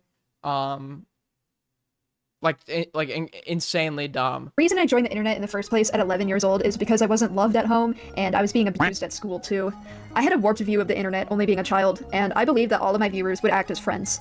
I believed that I could display my emotional issues to the public and be comforted by strangers because my parents would not provide this for me. I began And to you seemingly still think this, considering you've given us every embarrassing detail of your life. get popular online at 12, but I received negative attention instead of the comfort and positivity that I wanted. This is literally me in an alternate universe. I got popular online at 12 as well. Like, I went down a similar path. And listen, I'm pretty fucked up, but all things considered, this makes me feel a hell of a lot better. And it broke me. I was trapped between worlds. I couldn't stay on the internet because it was killing me, but I also couldn't leave the internet because my home life was killing me.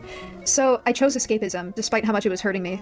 During the times when I would have my internet forcefully taken away, my psychotic symptoms would get worse. So even if I ever chose to leave the internet, it would significantly decrease my quality of life. I would have public outbursts here because the internet was my life, and I didn't have anybody IRL to confide in. And even when I did, they would talk about me on the internet or watch videos about me. My own parents did this, which is hilarious. Like, I'm pretty sure they watched Birdie rants together on their TV. This is like cartoon villainy. And even when issues were kept private between friends, well, all of my friends were online friends, and they were only friends with me because I'm infamous here, and they wanted a piece of it. So they would leak screenshots of my personal issues and call it drama, and I'd get harassed for it. This is still continuing to this day with my ex-friends because they get gratification and support for hurting me and spreading lies, but again, I will get into this later. The internet raised me. My parents were completely absent, and whenever they were there, they showed me anger and they disliked me for who I was. But I'm not with them anymore. I'm safe and I'm happy. I've made significant progress in getting better too. Before I moved to Missouri, I had been going to therapy for almost a year, and I was working with my psychiatrist to treat my mental illness. I have a support system that I know I can trust and rely on, and even though I'm basically starting I think, ironically enough, the differences between left and right-leaning art, like the beauty that I find in more art that would be idealized by conservatives, the beauty and preference that I would have is much more intuitive rather than like logical. Whereas some of the left-wing or abstract or modern art that I'm drawn in by is things that I find like a greater underlying meaning to that's represented through this medium. So I think like those differences in the form of art actually do a pretty good job at like reflecting the differences between the right and left, as at least in the context of American politics, conservatives versus liberals. from square one. With being in a safe environment for the first time, I've been getting better. Even years before this, I've made active efforts to better myself as a person and keep an open mind and learn from my mistakes at any chance I get. I can confidently say that I have improved significantly. I've had plenty True. I think that where is Birdie now, by the way? If this person still doesn't have a job, who are they living with? Who's funding their habits? Oh wait, the person whose comment really got me thinking, their name is Puffy Their name is Puffy Bulge Boy Smell Lolly Mail. Well, your comment did get me thinking, and I agree with your analysis of art, and I was happy to expand I was happy to expand upon it. Thank you. time to grow, reflect, heal, and change as a person. And I'm really excited for you all to meet the new me. I'm ready for you all to enjoy my art, and I hope that the harassment surrounding me that has been normalized will finally stop. Let's normalize having fun on the internet instead, okay? I want this channel to be a platform that spreads positivity and awareness Dude, about I mental was health. like, and that's fun art for actually people- great insight, man. Great. Then I read the name. to enjoy. But before I'm able to post things again, I would first like to dispel some things and take responsibility for the birdie drama. After this video, I don't want to talk about birdie drama ever again, but I do want to talk about it here for the last time to clear the air and to apologize for everyone I've hurt. So let's delve into tier 1 of the hashtag birdie drama iceberg. Okay, I'm going to be serious again. Truthfully, I don't know Bach, good choice. Good choice. any of you an explanation for the things that have happened. I've stayed quiet about it on my platform up until now because I frankly want nothing to do with it at all, and I never have. I never talked about it because it scared me, but I decided to come out here and talk about what happened today because the vast majority of the controversy surrounding me is false, and I believe a lot of you are simply misled or confused about the information. My therapist told me about a concept once that really stuck with me. It's called the curse of knowledge bias. She explained to me that although I know that birdie drama consists of lies and exaggerations, Dude, and honestly, like a lot of like modern day issues could be like solved if we remove like the licenses of gaslighting therapists who've just like deluded like patients into like who have validated. The problem with therapy as well, once again, is I believe in the value of like what is the word, naturalistic observations, where you can like see how someone's behaving in their natural environment where they don't know how they're being observed, or they don't know that they are being observed, which obviously is not going to be something that's realistic or something that's hard to do. So a lot of times, you know, your ability to accurately assess the nature of someone's psychological problems is going to be based on the flaws you can find in their own events, the self-reporting of those events, but not everybody presents with those overt flaws when recounting their experience. This person would obviously present with overt flaws, but a lot of times the only narrative you're being fed is that of the patient. And there could be a lot of gaslighting done in the course of this. I know that my parents abused me, and I know that my ex-friends are lying about me and trying to publicize personal issues, and I know that I've been taken advantage of by everybody involved in this. Nobody else knows, and I'm frustrated because you cannot see what's so obvious to me. So it's time That's for me to tell everybody. Beethoven? I don't think that is Beethoven. I think that's Bach, right?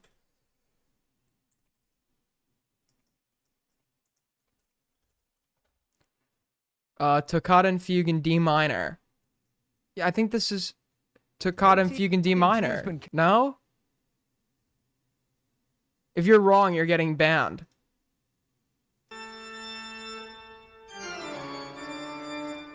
Yeah, so I was right. It is Bach. Thank you. So you can all understand. Let me be clear, I still do not want anything to do with birdie drama. I would not like this drama to be continuously dragged on going forward. A lot of it makes me feel genuinely unsafe. My intention is to address the events that the public is concerned with, disprove the information, apologize for the genuine hurt that I've caused, take accountability, and then move on. And I know, this sounds like the most generic YouTuber thing ever, like coming out about allegations from years ago and apologizing for it only now. I genuinely hope I do not come across as condescending in this video for those reasons. I've waited so long because this shit is scary, I was on hiatus, I just didn't know what to say for the longest time, and people just generally don't believe me about these things. I wasn't ready to I wonder why. talk about it before. The harassment I've experienced from these events have hurt me, my family, my friends, and have quite literally taken my childhood away from me, and this damage is irreversible. But I've decided to address it because I need you all to understand that this needs to stop, and why.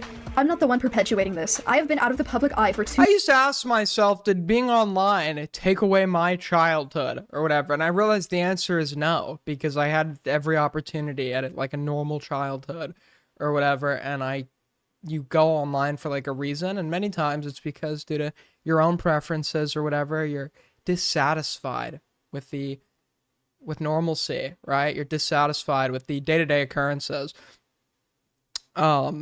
In this person's case, I think every adversity they face through their like dealings online is their own fault ultimately. years, and this has still continued. I understand that I cannot change everyone's minds, because while I believe that a large portion of the people discussing this are misled, there Wait, dude, is Puppy Bulge Boy Smell? Is that what's his name? Aloe Vera? Aloe Vera? That's you. Is that aloe vera? Hold on. Aren't you the British French nationalist? Like the British guy who LARPs his French?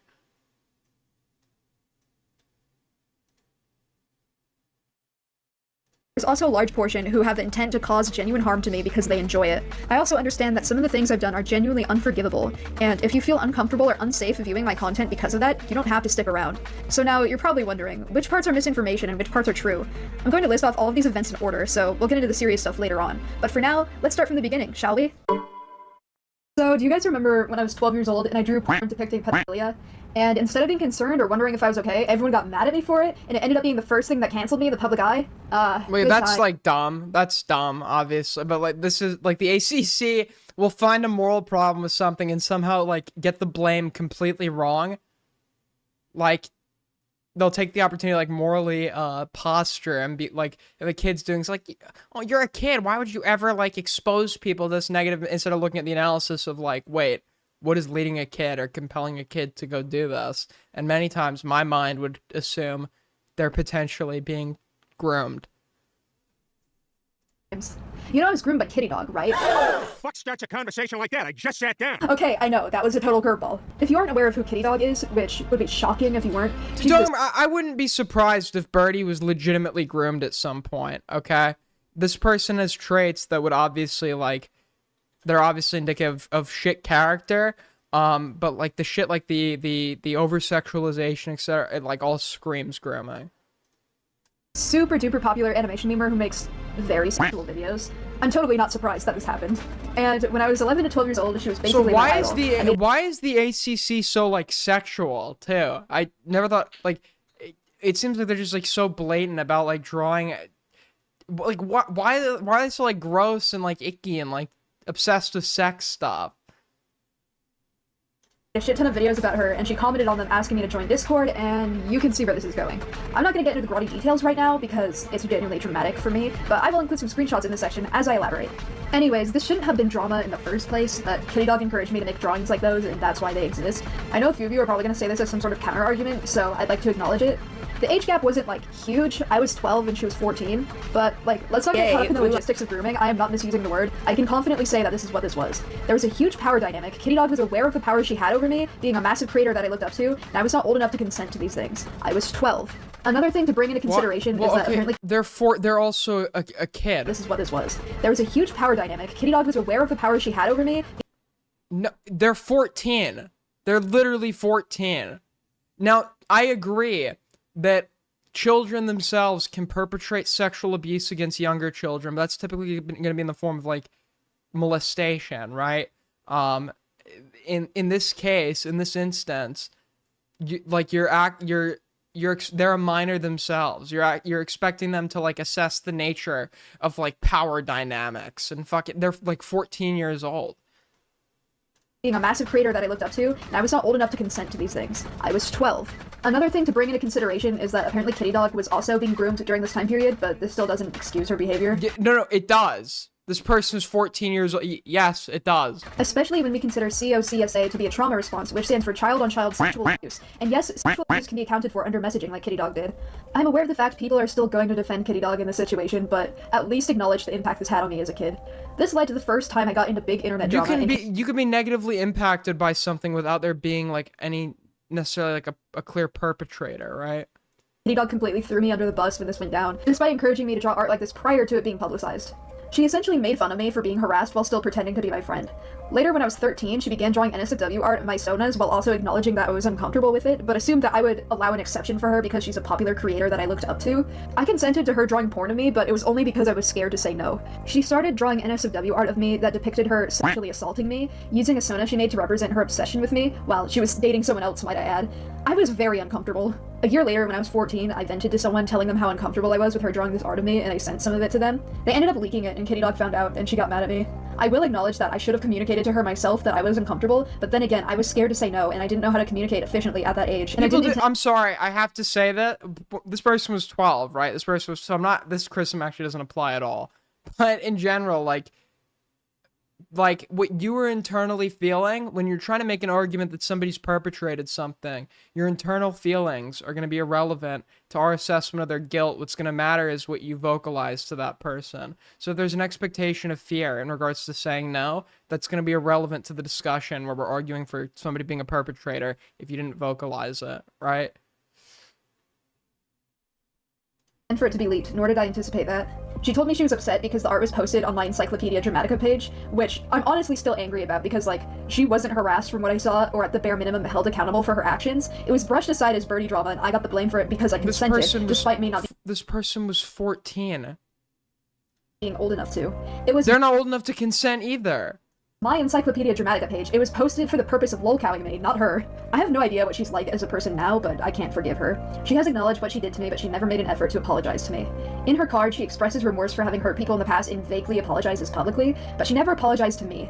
I'm not attempting to defame her or cancel her. Like I said, I don't even know her anymore. I just wanted to be honest about her treatment towards me so you can all get like a full picture of the birdie drama. Now, this wasn't as bad as the other times I've been groomed, but it still had a huge effect on the way that my brain developed. I needed to understand that animation meme community was a breeding ground for grooming to take place. These kinds of videos were made for a child audience, and adults in this community never called this out or took any action. A lot of the adults here took advantage of people like me, and they failed In many cases, the other thing that surprised me, I know this is different than the ACC, another thing that surprises me is like how openly accepted the presence of minors seemingly was, like in the ACC. Like when I was young in commentary and shit, yes, there were people who engaged in ways where it would obviously be like, today we would be, we'd be like saying like, oh, you're like a weirdo for making that joke around a kid or whatever. But like all things considered, like the presence of minors was not really like for the most part, people were like reluctant for obvious reasons to talk to me or hang out with me in various contexts. And it feels like in the ACC, the minors were much more abundant and more accepted. Their presence was more accepted. like me. My parents failed me too. They knew what kinds of videos I was making and watching, and they even knew that I was being groomed, and they didn't do anything. When they tried to take away your internet, you threatened to take your own life. It's funny, when they found out I was being groomed, albeit by a different guy, they grounded me for it. I don't know if you can tell, but my childhood is like cartoonishly messed up. Anyways, I think the drama that resulted from this is pretty funny sometimes, because the main argument that renters use is that it was illegal for me to draw porn at 12 years old. I'm sorry, but have you ever met a 12-year-old that hasn't drawn porn? If that were illegal, Are we serious? There is no way that's a serious line, dude. I forgot about that. There is no way that was a serious fucking bar from this video. Can I just poll the room? Who here was drawing porn when they were 12, out of curiosity?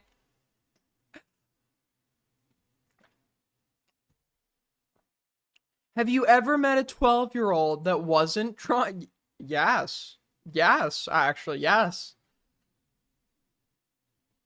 we live in some sort of dystopian society where anyone under the age of 18 would be locked up. While this is funny, No, I've never drawn porn, period. I don't think most people have probably not drawn porn at all, nevertheless at 12. there's used is that it was illegal for me to draw porn at 12 years old. I'm sorry, but have you ever met a 12-year-old that hasn't drawn porn? If that That is a crazy bar, dude. were illegal, we'd live in some sort of dystopian society where anyone under the age of 18 would be locked up. While this is funny to me now, this was extremely traumatic to go through as a child. This was the first time I had been harassed to this degree, and as a result of this, my address was leaked for the first time. Files were contacting me, which resulted in me being groomed at least 5 more times. People 5 more grooming world record? Hello, Guinness? Can somebody get Guinness on the phone? were making threats to me, and my life was just ruined. Something interesting I'd like to mention, which I think is a nice segue into our next topic. Do you remember Vontic, my partner at the time? He was the one who leaked to the NSFW art in the first place, which I honestly can't fault him much for, considering he was 11, and it wasn't his fault that other people decided this was enough basis to harass me over or make videos I think about. the background music is honestly, it's too quiet. But he leaked the NSFW images to a Birdie hate server with the intention of ruining my life. When I was a kid, I've told this story before. When I was a kid, when I was in kindergarten, okay, it was Mrs. G's class, we used to get a red journal in the, or it was called a journal. It was this red book, and each day would have a picture, an area to draw a picture. And we were supposed to draw a picture every day when I was in kindergarten. And I remember it was at some point after, I think it was the day after Obama had come on the TV and announced that bin Laden had been shot. So I drew a photo of like 2 like Secret Service looking guys with like black sunglasses, like shooting bin Laden. I just drew some guy in like a turban, and like I drew like the blood on his head and his chest and shit. And my teacher, I remember I got pulled out of the room, and my teacher was like, "Don't worry, you're not in trouble. Is everything okay at home?" is everything okay at home? And my parents got called and shit. It was like He told me. I don't have proof of this, unfortunately, because he said this core during memory. my live streams in 2017, which is now lost media. But the disturbing factor of this is that his intention of, quote, ruining my life never went away. He's 18 now. Let's talk about him. I'm gonna be straightforward with this. Malachi is a groomer, neo-Nazi, racist, pro-shipper, school shooter idolizer, abuser, and manipulator. There are already Average icy chat member. a ton of videos about this out there, so I'm not gonna go too in-depth. I would really like to stay away from him so I could be getting some things wrong here, but basically, this dude is bad news, and this isn't surprising to me at all. Again, like the kitty dog stuff, this is probably shocking to a lot of you. Malachi managed to get my entire audience on his side for a long time while manipulating me and gaslighting me for several years. We dated 8 times, I believe, and he took advantage of me sexually.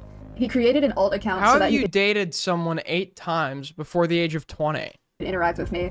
Weirdly enough, while taking advantage of me, he compared himself to my groomer multiple times, and I'm talking about, like, the big bad one. How many people has like Birdie like dated? I don't consider it. I don't count it as dating if the two of you haven't ever met in person. I don't count it as dating. But how have you, like, how many people has this person like been in relationships with? Because we have this guy, we have Coke Cata, we have Cinny Bear, right? Cinny Bear was in a relationship with Birdie. We have, and probably like 20 others. Like kitty dog. He would ask me what my groomer would force me to do because he thought it was sexy, and for some reason he asked me to unblock my groomer. I don't remember why though, so the reasoning was probably very traumatic for me. He was aware of my obsession with him, which I will talk about here, and he used it as an opportunity to ask for my passwords for sexual favors, to terrorize me, and to intentionally try to worsen my mental state. Every time I said no to the sexual favors, he wouldn't respond to me for the rest of the day, which I know doesn't seem like a big deal to most of you, but this was a manipulation tactic which he knew was effective because when he wouldn't respond, I would become extremely emotional. Okay, you have no way, obviously, like, there would have to be, unless he admitted to this, you could just assume that he's, like, annoyed, right? There are several reasons that don't involve intentional manipulation that this situation would occur. And now, to be fair, right, it is actually with the withholding of love. I'm not talking about not having sex, or I'm saying, like ignoring somebody you're like, that loves you or whatever, is like a manipulation tactic utilized by people to get what they want. But to assume that you would need, like, it just seems like you've taken a behavior that could exist out of sheer annoyance and assigned the most malicious reasoning possible to it. Earlier, I have borderline personality disorder. 2 significant symptoms of my disorder are a paralyzing fear of abandonment and unstable relationships. I was diagnosed recently, but Malachi was aware of these things regardless and utilized that back then. He was also my FP, or favorite person, hence why I was obsessed with him for years. Favorite person refers to an unhealthy attachment to another person that those with BPD tend to develop. I will discuss my BPD further in a separate video, but I thought I would bring it up here to further contextualize. You dated Birdie too at Queeman Wait, wait, why is... Wait, yeah, that's a good point, Vinny. Good point, Vinny. We love Vinny Martin now, by the way. Vinny Martin is back in the house, okay? We love Vinny Martin now. Vinny is on the money, as you... Honestly, Vinny for Icy chat. I'm thinking 2026, Vinny for Icy. The situation. He would also ask me to draw porn of his characters with the purpose of leaking it and framing me as a groomer, which he admitted to me himself. By the way, he's literally 1 year younger than me. I've lost proof of the majority of these conversations because he would instigate sexual conversations with me on an alternate account that I no longer have access to, and he deleted a few of the messages of him being sexual on his main account so I wouldn't be able to come out about this in the future, which I think should be enough evidence that he's aware that he did something wrong and felt the need to censor it so that he could continue to manipulate my audience, while also preventing me from coming out about my experiences with him. He would gather information through some of my friends at the time to try to convince me my nightmares were real and that he could see everything I did. I made a video on the Chrysophobia vent account explaining to... Once again, when you have to be incredibly dubious of Birdie's description of what somebody's intent was, because under my most good faith analysis, and not assuming it's a deliberate lie, Birdie does have BPD, right? And if somebody has been, if somebody is in that all bad category or whatever now, behaviors that are not necessarily perpetrated out of malice will be interpreted as such, right? For example, if somebody's ignoring you out of annoyance, it could be interpreted as like an intentional manipulation tactic meant to hurt you. everyone that Malachi and his friends hacked into my computer and everybody dogpiled me for lying, but I wasn't lying. This is just one of the things that he made me believe. Again, I was diagnosed with psychotic symptoms, so I experienced that consistently. Birdie seems like no. We know Queeman's type. Is anyone else getting tired? Some could say sleepy, even. Sleepy, in fact. Does anyone else feeling sleepy?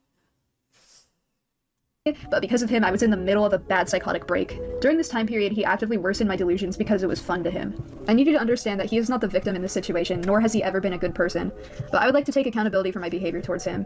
When I was 12 to 15 years old, I had an intense obsession with him, which included me archiving all of his art and making videos about him constantly, and sexualizing him, stealing his OCs, borderline stalking him, doxing him, and encouraging harassment of him.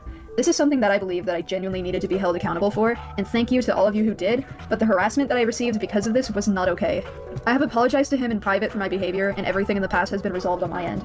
I'm saying on my end because he never apologized to me, or even acknowledged what he did, so thanks for that. Speaking of harassment, I encourage you not to harass him either. I know I said at the beginning of this video not to harass anyone mentioned here regardless, but people like him thrive off of negative attention, and I don't want anything to do with him going forward. Please be normal on the internet, it would be so awesome.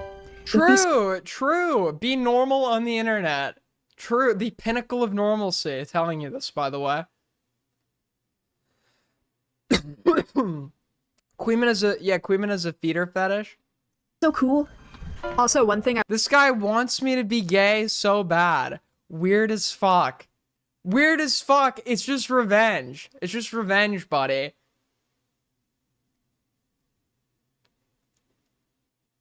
It's revenge for all the Goat Cato jokes, okay? You're feeling. I'm just pointing out that I feel sleepy. What's the problem? I want to add before I end this section is, I didn't put this in the script, but I think it's important to bring up that Malachi, at his current age, with the influence he has over people, is a groomer and has taken advantage of many people. But something really weird about this is that the people he tends to choose as his victims either have delusional attachments to me or are copying me in some way. So he in particular goes after people that are trying to be me. And that's just fucking weird. I think we can all acknowledge that. Okay, next section.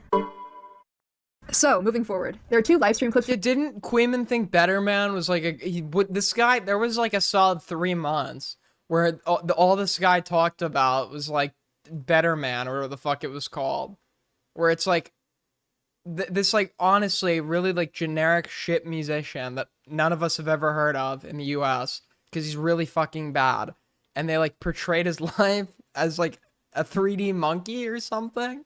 And it was dude, Queeman thought this was the greatest goy slop of all time.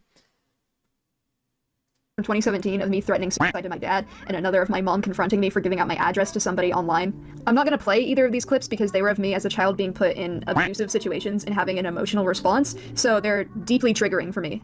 But these clips are out there, and you can search for them if you want, I guess. I just want to say it was not okay for me to threaten suicide to my dad. Nobody should ever do this as a tactic to get what they want, and although it took several years, I've recently grown out of this behavior. But I want everybody to understand I was 12 years old. I was a child, and my parents did not love me. They never paid attention to me, and I learned that the only way they would take me seriously is if I threatened suicide. This came from a genuine place of suicidal ideation too, so it never came.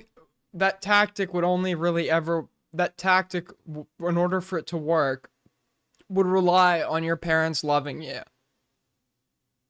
Not necessarily, right? I guess your parents cannot love you and still not want you to die, and still not want you to die in their house, unless because they'll be held responsible or some shit. But typically, if the mere threat of harm to yourself is going to cause them to give in, that's probably due to some underlying love. Across as a manipulation tactic to me until I took my hiatus and thought about my actions throughout my life. Another thing to consider is that I have BPD, and one of the symptoms— Kneeling on bro for no— I'm not— this guy's been part of the Goat Cato psyop, along with every other one of my ops for the last month. Okay, so don't tell me it's for no reason. Don't tell me it's for no reason, buddy. Of my disorder is literally suicidal threats and gestures along with self-harm. This is a facet of my disorder, but I've gotten much better at not having suicidal outbursts. And I can admit that although I've improved, I still feel suicidal at times, but I try to express it in a manner that does not come across as manipulative. The reason— The Quee will always tell you it was done to him, but never why. When I told my dad I was gonna kill myself was because I was live streaming at 3 a.m. and I didn't realize this was something I wasn't supposed to do. So my dad walked in and told me to stop, and I said I would. He came back later on because I was taking too long and told me he was gonna cut off the Wi-Fi, and I misinterpreted what he said and I believed he was gonna cut off my internet access forever, and I told him if he did that, I would kill myself. I didn't want to be alive if my escapism was taken away, so I lashed out. I didn't mute during either of these live streams because I was caught up in the moment and I wanted people to sympathize with me. I truly believed that if people saw my emotional responses to these situations that I would be pitied, which is something that I always confused for love. Yeah, I'm sure that all of this like calculus was being done in your head at 12 right now. I'm sure you didn't realize, hey, I want to keep staying live. It's like, I didn't realize I wasn't supposed to go live at 3 a.m. What 12-year-old doesn't understand they're not supposed to be awake at 3 in the fucking morning?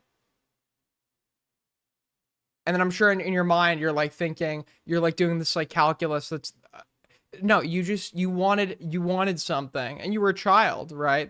You were a child, and I think that does kind of remove the responsibility here, but you wanted something to continue streaming at 3. So you used that tactics that you could continue doing that. It really is my fault that I decided not to mute the live stream, but at this age, I didn't have the capacity to understand what happens when you put out personal things online. This is a concept I didn't even understand until recently. Let me address this stream with my mom. It started when I messaged Sixdust, and because he lived in the same state as me, he told me if I gave him my address, he would come to my house and kill me. By the way, I'd just like to mention, from what I've heard, like, he's chill now, so like, leave him alone, don't harass him. I mean, don't harass anybody, but, you know. God, I hate that I feel the need to make this a point in every section. I didn't want to be Is it true Astro John cucked you? Yes. So unironically, so fucking true. I trust the Ali Khan News Network. So true. So I agreed and gave him my address. He leaked it online, and this led to some bad shit. This didn't take effect immediately, but years later I was pizza bombed, things were sent to me in the mail, people showed up to my house, CPS was called to my house, and people tried to call the FBI on me, I think. I don't even know. My parents blame me for this, and every time one of these traumatic incidents would happen, they would scream at me for hours. So hey, thanks for helping me accumulate more childhood trauma, folks. You're really doing everybody a great service here. Hats off to you. Oh, Anyways, based? I digress. Based? If I was a troll, I'd feel really accomplished. I'd feel like, you contributed to my childhood trauma. Parents about this because after they had my address, they were able to trace my parents' names, and this happened while I was live streaming. My mom came in and threatened to call the police on me for this, and I broke down. I believe this part may be cropped out of most clips of this, but the part that I remember being recorded was my mom asking me if I gave out our address, and I said that I did. Obviously, this wasn't a good situation for my mom. We were all in danger while I was living there, and we were in danger constantly. But I didn't have the maturity to realize the gravity of what I even did. And she threatened to call the cops on me, which I already had trauma from her doing in the past. After the livestream, she got my IRL friends and my siblings involved, probably to humiliate me, so yeah. I don't think it's fair to treat me as a whiny brat for having emotional responses to my parents confronting me in a serious way. I was scared of them. And as mentioned before, their parents made me act out in a lot of ways which was normal for a child who's in an abusive household. You guys remember Toxikai, right? The dude I dated when I was 13? Well, hold on to your hats, because we've got another one added to the what is the total number at this point of people dated? Coming in. He groomed me. I was 13 and he was 17. No. I know the quote-unquote drama where he threatened to report every animation Doc on the radio channel was stupid as hell, but Toxikai, Styx, and their friends did actually end up mass reporting my channel, which is why my last one was taken down. The only other drama surrounding this dude that I can remember is that he was notorious for being a groomer, and when people found out we were dating, I started being harassed for defending him and condoning his actions supposedly, as if I wasn't being groomed myself. There's not really much drama surrounding this dude other than he's a creep. That's fair, actually. That's fair. This is something that even 40-year-old Thomas Guerra didn't realize. If you were a kid that is being groomed by a groomer, you're probably in the middle of that grooming, viewing the person grooming you in a very favorable light. That is a direct product of grooming. Which is true and very much deserved, and I don't want to get into more of my grooming trauma right now, so I'm just gonna move on. Okay, I'm gonna be honest, this one really pisses me off. This should have never been drama in the first place, or actually, almost none of these should have been, but this one's pretty disgusting. I first came out as trans when I first turned 14, and immediately everyone started fake claiming me. The main argument was that I was faking being trans so I could get Malachi to date me, because Malachi told me he wasn't into girls. I'll admit the timing was super bad, but I knew I was trans a year or two before this, and I was even aware during my childhood that I never felt like a girl. And Malachi saying he liked dudes wasn't even what cracked my egg. I knew because right around the same time I watched a video about a trans person's experience, and I was like, oh my god, that's exactly how I feel. Oh my god, there's a word for this. Oh my god, I'm a dude. I knew it. So then I came out on Google+, which is really funny. And I basically just said like, hey. I'd love to ask, like, when you conceptualize like male, I guess, is this where your mind goes? Is this where your mind goes?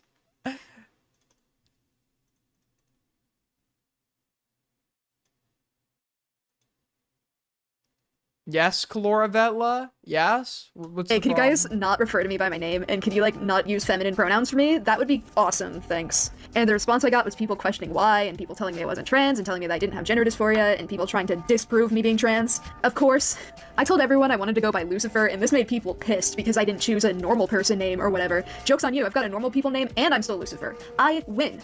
I would get so many comments asking me to prove my gender dysphoria to them, and I would write paragraphs in response out of fear that I wouldn't be believed, which Listen, I don't like religious. I don't like religious. I'm pro secular. Okay, I'm pro secular, but I am secular. I support secularism, but there is something about Satanists that is unbelievable. Christians look at a Satanist and is like, oh my God, holy soy, save my soul. I look at a Satanist, I'm like, these people are just like all like fucking losers. Like they all like look like losers. They all look like cartoon character like people that just like really desperately want attention. Every Satanist I've ever seen has been some like insufferable fucking attention hog, or like the people that idealize Satanism. Like the only thing these people are a threat to is a good time, because they just like it always needs to be about them.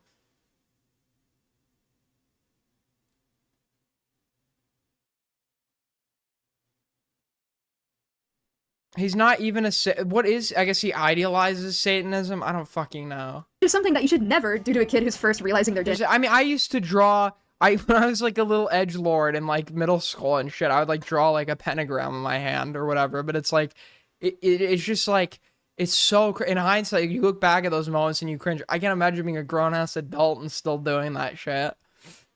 Identity. The transphobia I've experienced as a result of my infamy on the internet is insane, and if I could choose, I would have been stealth online, but I never had a choice because I had an internet presence before I transitioned. I would also like to briefly mention that while we're on this topic, that I detransitioned for a few months in 2021. The majority of people were supportive of this, but there were also a ton of people who said I was faking being trans the whole time, which is gross. I was forced to detransition due to pressure from my transphobic parents. They've threatened to kick me out for being trans, and during that time period I internalized their transphobic nonsense, and I was ashamed of myself for being trans. So I decided to become a version of myself that I thought would be loved by my parents and by the internet. But that was never me. I'm a dude. Please, for the love of God, respect that. Don't misgender me, don't deadname me, don't sexualize me for being trans. Just treat me like a person, that's all I want. I'm gonna be honest here, I don't remember much of what happened with this person or what she said about me, You but should actually prove that you deserve to be treated like a person. from what I've heard, she said I was trying to flirt with her while she had a boyfriend. It was completely the other way around. She was trying to lead me on and would draw shit like this. I think she also claimed that I was sexual with her. Can we not flirt with people while they have boyfriends, people? While they have boyfriends or girlfriends, can we not do this? I think that this is the most fucked up thing that a person can do. And I personally want you to know that I, Aiden Underground, am vehemently opposed to home wrecking. Okay? I think home wrecking is really wrong and really bad, and you shouldn't do it. By like being in my underwear or something. And I mean, I was in my underwear, but I wasn't being weird about it. I'm just autistic and I have sensory issues with clothes, and I didn't realize at that age that that was a weird thing to do. What was weird was screenshotting me in my underwear as a minor and then posting it everywhere as drama. She was also one of the people who would collect information out of me to give to Malachi so he could try to induce paranoia and psychosis in me, so that was really cool of her. Anyways, this girl is fucking gross, and she said this about me recently when I haven't even talked to her in years. There was another thing she tried to do in 2021 while I was in DICE, and believe me, I'll talk about the DICE stuff very soon, but my memory of Purple is fucking garbo, so I'm gonna have my best friend Al testify as to what happened. Welcome to the special guest appearance Al segment! Hey guys, did you know that Birdie has rights? Well, I do. I also know that trying to make a stop with the what account- the fuck is that? What the fuck? Why does it have a beard? Why does it have a beard? What the fuck? Great stuff, man. Great stuff.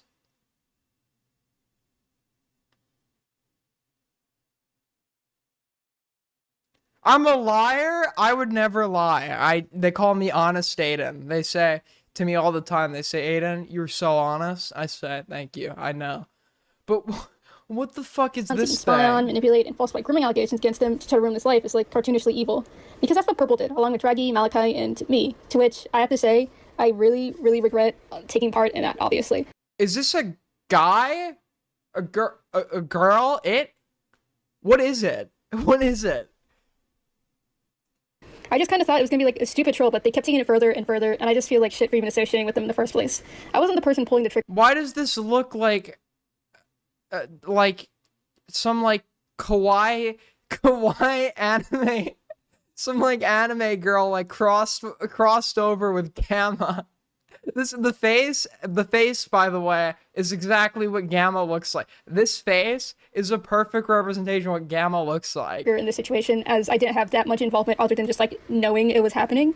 But I also knew about the loaded gun in the first place and didn't do anything about it, to which it's not my place to apologize to all of you about that, because you're not the person affected. But I already apologized to Jack about the shitty things I've done and said to him before, and we're friends now. I still do fake deep, like Elizabeth Holmes and Theranos. That was the fakest shit ever. That was like, not the company was obviously fake, but the voice. On good terms, so that's all really matters in this situation. So let's get into the meat and potatoes of Purple being like, yeah, I've seen this face is like what Gamma looks like. This face. Bad person. Now, unfortunately, I don't have access to the main group chat where all this happened, along with DMs with some of the people involved. But I have enough evidence to slightly secure that yeah, it was those people that were involved in the scheme. Like, very clearly, this is Malachi's art. I mean, look at it. He barely even attempted to hide his art style. Now, I understand that testimony is generally frowned upon in these kind of videos like this. Listen, this is gonna sound really racist. Mexicans forgive me, but Gamma just looks like your cousin Armando or some shit. Alright, that's the best way I can describe it. And it turns into a he said, she said situation, but in my opinion, there's enough of a paper trail to give some of my words credibility. At the very least, at least take my words into consideration when you make your judgments about the people involved in this drama. So in this quote-unquote scheme, they wanted to make a fake account with the name Olive Barrow Illustrated so they can befriend Jack while talking about his interests, you know, like gore art and like MLP. They of course did this with the intent. Yeah, it's like cool interests, like gore art, based. To spy on him and also to try to quote-unquote out him as a groomer by having him date the Olive Barrow account, to which is very stupid to me, because what would they do if it didn't work? What if he just talked to them normally? Would they still try to use that as like evidence against him? What if he didn't share anything with them? What if he just like talked to them occasionally? Which is what exactly happened. He just talked to them for a bit before, you know, they got outed obviously for being just like a spy account, and he just didn't talk to them again. And to Purple, this is just like a big joke. To them, they don't see what they did wrong, or they do know that what they did was wrong and they don't care. Purple even jokes about this situation even more by saying that they want to make an account specifically so they could make Jack, you know, commit suicide. Which, what kind of... Pick-me Mexicans look like other Mexicans? Gamma is not a pick-me, okay? Whoa. That is an absurd accusation, okay? We will not stand for that. Hold on, timing has to be very precise, and I just accidentally missed the focus. So I'm in Iron Man mode, so you can't go back on saves, but solution is to just end task manager before it auto saves and relaunch the game. Isabella Loretta janky bullshit am I even witnessing right now? Like, obviously this behavior is incredibly deplorable, and Purple's continued behavior... Gamma is not self-hating, okay? He just thinks that Mexican culture is incredibly bad and violent. But he loves his people, man. He loves his people. Of getting in contact with Jack just so they could spy on him again and like try to like dig up personal details of his life and try to fuck with him is like a continued cycle for Purple. They always do this. Again, this is where my testimony comes in, because I was there for the few times that Purple had done this. They had done this around 3 to 2 times with Jack, where they would get into contact with him, apologize for the bad things they did, and then just spy on him. They would make vents about how bad they felt for spying on him and how they felt bad for indulging in drama, and then would do the same things that they were like trying to apologize for, showing that they intentionally did this so they can... Alright, I want to skip this person. I don't even know who they are. So I mentioned earlier that I need to breathe. So I mentioned earlier that when I was 14, I had a pretty bad psychotic episode. I ended up making a few animations that depicted this, the most notable two being That Boy Needs Therapy and Spinning Dude, I love vent art. Vent art is the greatest thing ever, man. It's just like, let me draw my feelings and share it with the world. All my embarrassing little feelings. By the way, thank you so much to...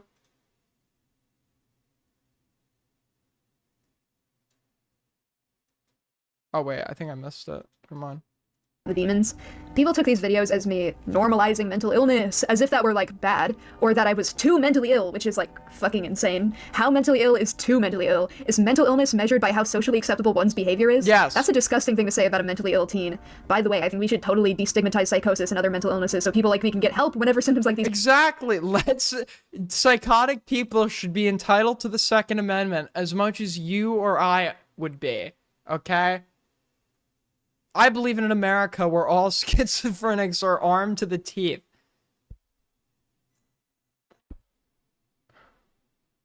occur. Anyways, this one's a pretty minor offense, but before I move on to the serious allegations, which are coming up right after this, I'd like to say that I had no idea what I was even depicting. I was in denial about my psychosis, despite being diagnosed, and all I knew was that I was hallucinating and everyone thought I was crazy. I had no idea how to separate my personal life from the internet, so I ended up making videos about it. This is something that I will no longer be doing in the future. During my break, I've realized how to keep my private life private. I'll still be posting vents because I'm allowed to, but they won't include oversharing and personal details like before.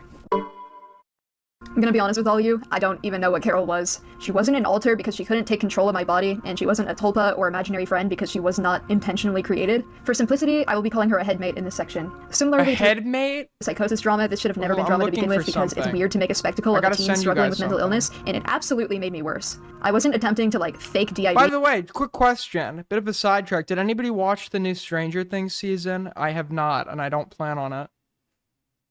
I did watch the last season. Not the last season. Which is the one with, Vecna? I guess that's the one I watched. Hold on. I'm looking for something. But it's like, holy shit, dude, this show, like, needed to die, like, multiple seasons ago. I heard the new season is, like, incredibly underwhelming and shit, and is honestly gonna mark the end of, like, all the people involved, all their careers, so. We'll never have to see them again. We'll never have to see them again. What am I looking for? My girlfriend liked it, so it probably... True! If your girlfriend likes some shit on Netflix... skip it. Skip it. Dude, where is this thing that I'm fucking looking for? Here we go. Yeah, I drew some vent art. I think I've showed it before, maybe, potentially, but I want to show it again, because I think it really highlights my feelings. This is I'm an Israeli artist, and this is my vent art. Thoughts? Why are you talking about it? Why do we talk about anything? Why do we talk about anything that ever happens? Why don't we just fucking sit here and, like, why don't we just, like, sit outside all day in the sun and do, like, photosynthesis like fucking plants and never talk about anything ever?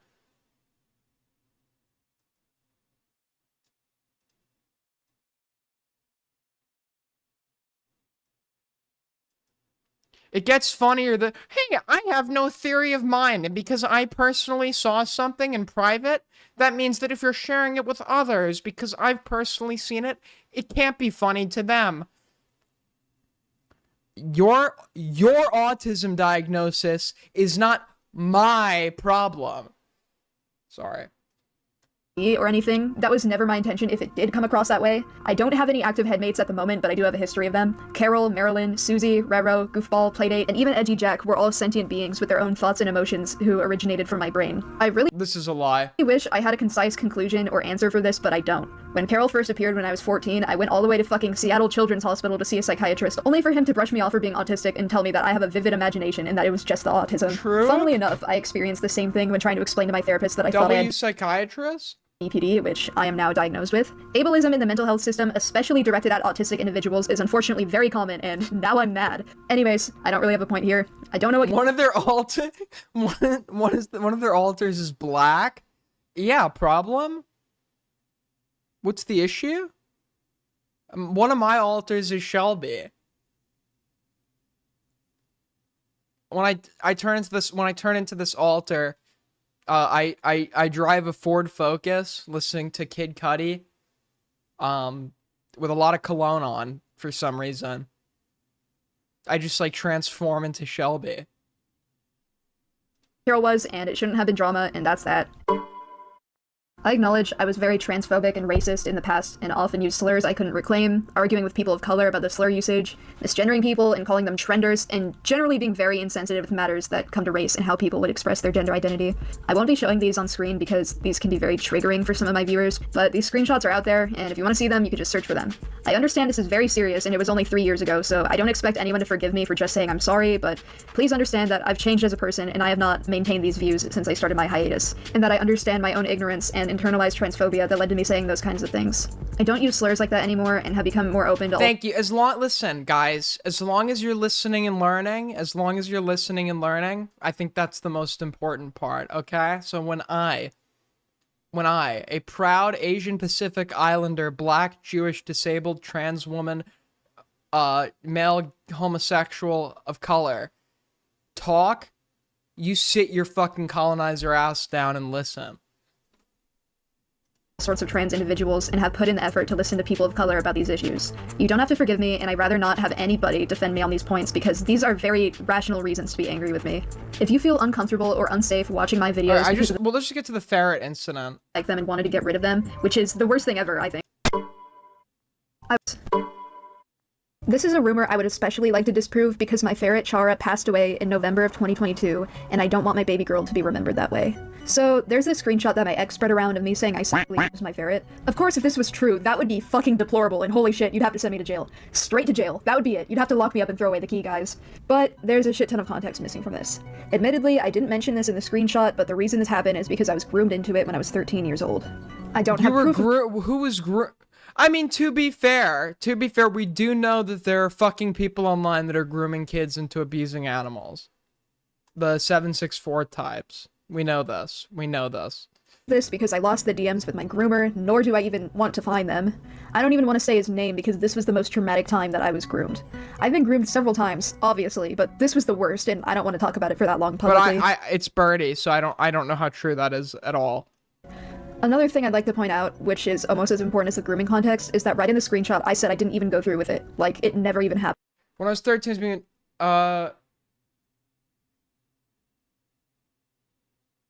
I tried to make Chara do teen ants on me. Wait, what is teen ants? What does that mean? What is... Oh.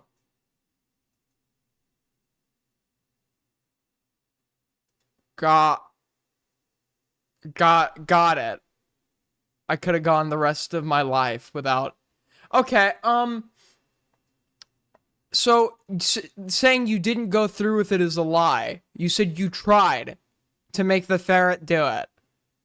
Which is probably indicative of the fact because it's an animal, it didn't voluntarily participate and the act wasn't successful. But you literally did go through with it. You just, the ferret wasn't successful in living up to the fucking shit you were trying to do. And even the attempt would be, yeah, like sexual abuse.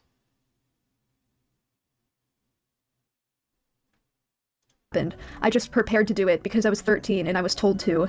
This was extremely traumatic for me, which is why, despite the fact that these accusations were hurting me more than any of the ones before this, I didn't address it publicly.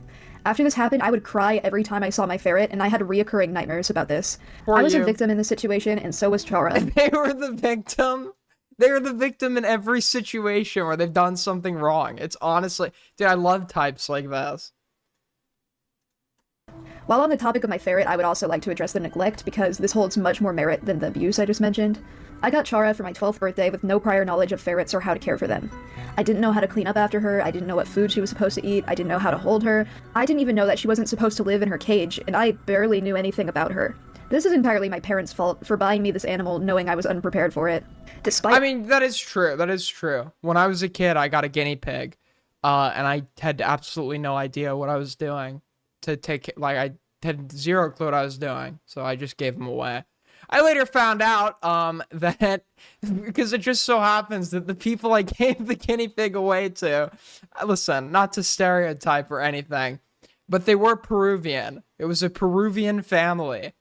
And as I have learned in what I've learned about Peru, there is a certain delicacy that is consumed in Peru, which makes me a little suspicious of the nature of me giving the guinea pig away and the eagerness of it was like a friend of my mom's or whatever, the eagerness of them to take the guinea pig. And I didn't know this at the time. All of this, I researched ferrets more as I grew up and learned what she needed to thrive, but my parents wouldn't give her what she needed. I was a minor and I wasn't allowed to buy anything, so despite how much I begged, I couldn't get a bigger cage for her, and I couldn't I'm not evil. Obviously, okay. How the fuck am I, as a little kid, supposed to know that, like, I don't think they actually ate the guinea pig, okay? They're American Peruvians. That doesn't mean that it all carries over. her a buddy to live with because you're always supposed to have more than one ferret. I couldn't get her higher quality food, and my parents wouldn't even take her to the vet. I did the best that I could for her despite my And circumstances. also, let's say just for a minute, let's entertain the possibility that they did eat it. Are you vegan? Are you vegan? Have you ever, pigs are so cool. Have you ever interacted with them? They're cute like dogs. I got bit by a pig once, but other than that, they're like cute. Like, have you ever eaten bacon? Do you eat bacon? Because if you do, you're just as bad as me and the Peruvian family. And I would take her out every day to play. I would feed her eggs and meat as a treat to keep her healthy. I would clean her cage every day, and she would get plenty of love and attention. But I will admit that during the ages of 12 to 14, I didn't take care of her properly. I almost gave her away because I admitted that she wasn't the right pet for me to be taken care of because I could barely take care of myself. But once I did my research, I made it work, and she was very happy. Whoa, hold on. Aiden enjoyed it? I did not enjoy it. I would enjoy it if it was a human, but I love animals, so. Why did I accidentally click? I couldn't get her higher quality food, and my parents wouldn't even take her to the vet. I did the best that I could for her despite my circumstances, and I would take her out every day to play. I would feed her eggs and meat as a treat to keep her healthy. I would clean her cage every day, and she would get plenty of love and attention. Yeah, we got to visit, like, a farm for, like, a school trip or whatever, and we were learning about, like, agricultural techniques. Like, something that I learned is, apparently, according to the farmer, a good way to keep the soil healthy in a natural manner is to allow the chickens to walk over it, shit on it, and piss on it. So, like, they had, like, a mobile chicken pen, and, like, they would make sure to move it over every area of soil to keep it fertile or whatever. And then we went into the barn, and there were a bunch of pigs, and then there was, like, this old fat pig in the corner, and I'm like, can I pet him? And he's like, sure. So I go to pet the pig on the head, and it looks up and tries to take a bite out of my fucking hand. But I will admit that during the ages of 12 to 14, I didn't take care of her properly. I almost gave her away because I admitted that she wasn't the right pet for me to be taken care of because I could barely take care of myself. But once I did my research, I made it work, and she was very happy for a while before she passed away. I couldn't provide the best life for her because I was never prepared to own a ferret. And although she didn't deserve me, I really did my best for her, even though I wish I could have done so much more. I've since become a much better pet owner. I adopted Squirp a while ago after taking care of numerous cats for years and doing Can we get proof of life for Squirp? plenty of research, along with waiting until my mental health had improved and I was in a safe environment. I wish Chara could have had the kind of life that Squirp has, but it's too late. She was 6 years old when she passed away, and I miss her more than anything. Let's remember her in a better light. She was sweet, playful, affectionate, and full of life. She was my baby. Oh no, the cringe! Dude, the cringe! Okay, I'm not sure if anyone even This is inserted. This is inserted into them addressing an allegation that they wanted to fuck their ferret.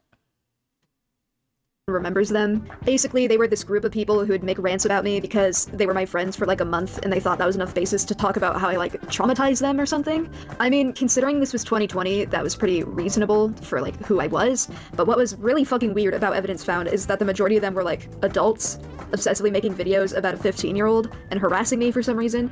Yeah, these people are weird and I don't like them. All of the 18+ members were extremely weird and talked about me and other minors in extremely inappropriate ways. However, I don't have any proof of this and I only found out about this recently, so I'm not really gonna delve into it. Anyways, maybe we shouldn't trust people who are Completely just- credible, completely believable. This will be reported on by the Ali Khan News Network very soon. mad that they're not my friend anymore. Maybe gossip channels are inherently bad places to receive information, especially if they're biased and don't even know the person in question that well. Here's a pro tip. None of you know me. You're all a bunch of parasocial Andes. Okay, dude. Okay, look, this dude's a piece of shit. I'm gonna be quick here because, as far as I know, this dude genuinely gets off to internet drama and he's fucking obsessed with me. But basically, as dramatic as this sounds, he's the ringleader here. He's been spearheading birdie drama since 2020 because I broke up with him. I didn't take advantage of him sexually, everything was consensual, and he never expressed any discomfort or distress. I didn't cheat on him, I was in a polycule with him and my other boyfriend at the time, which You're we in all- a poly. How many people's this person been in a relationship with? You were in a polycule? Consented to. He cheated on me, would guilt trip me nonstop for being in a polycule that we all consented to, and after we broke up he would talk about my genitals 24/7 in detail, and then he leaked my news from when I was freshly 15 years old and dismissed it as quote-unquote high school drama. That's child porn, Julian. Okay, you should, if any of this is true, not saying that this means I don't believe it, right? I've said this before. Somebody not going to the police is not proof that it happened or not, right? And then I think people being willing to go to the police about this might be like more evidence that they believe what they're saying, because you risk potentially being charged yourself for providing false information to a police officer if it was a lie. But it doesn't prove one way or another. But if this is true, once again, you absolutely in this instance should report it to the police. That is highly fucking illegal. You own and sent child porn. Not to mention Julian sent those nudes to his other ex, and also, fun There's a 20-year-old named like Pika or something who made a vid crying about Jack cutting him off when Jack was like 14 or 15. Okay. fact, revenge porn is illegal in the state of California, and so is sharing CP even if you yourself are a minor. That isn't to say that law overrides morality, but I'm just making a point here that this is both immoral and illegal. This guy has been harassing me nonstop when I did literally nothing to him except for break up with him, and he is quite literally the man behind the drama. Okay, what is it with like these like Quark Chungus animation like meme types and like these like totally schizophrenic memes of like hyper distorted music over bad drawings? I don't get it. It scares me, quite frankly. Anyways, I fucking hate this guy and I want to never talk about him ever again. I just want to put this here because I think you should all really stop supporting him. Also, he's racist and drew fetishized essay art. I'm not showing these on screen because, again, it's incredibly triggering, but I'll put a link to a Google Doc in the description showing what he did. Okay, cool. Moving on. Never gonna talk about Julian ever again. I've decided to rewrite this section last minute because the situation I'm about to describe is more morally gray than I remembered it being, and requires more nuance on my part in order to explain it. In 2021, I went through my breakup, aka the most traumatic event of my life. I know this sounds dumb, but again, I have big penis disorder, and a simple breakup is gonna feel drastically different for me than it does for other people. This breakup alone put me into another psychotic state where I was essentially dissociating 24/7 and became unable to make proper judgment anymore. Exactly 5 days after said breakup, I was asked out by my former friend Draggy, who was 13. I was 16, and it was Oh my, this is the best part, dude. This is the best part.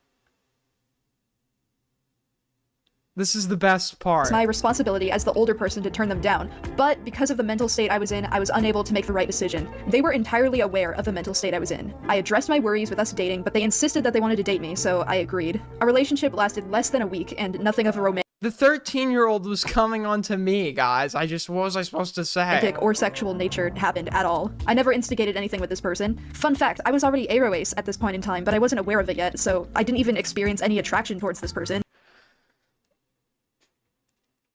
Once again, I don't know how you can be aroace and gay. I honestly, I don't understand.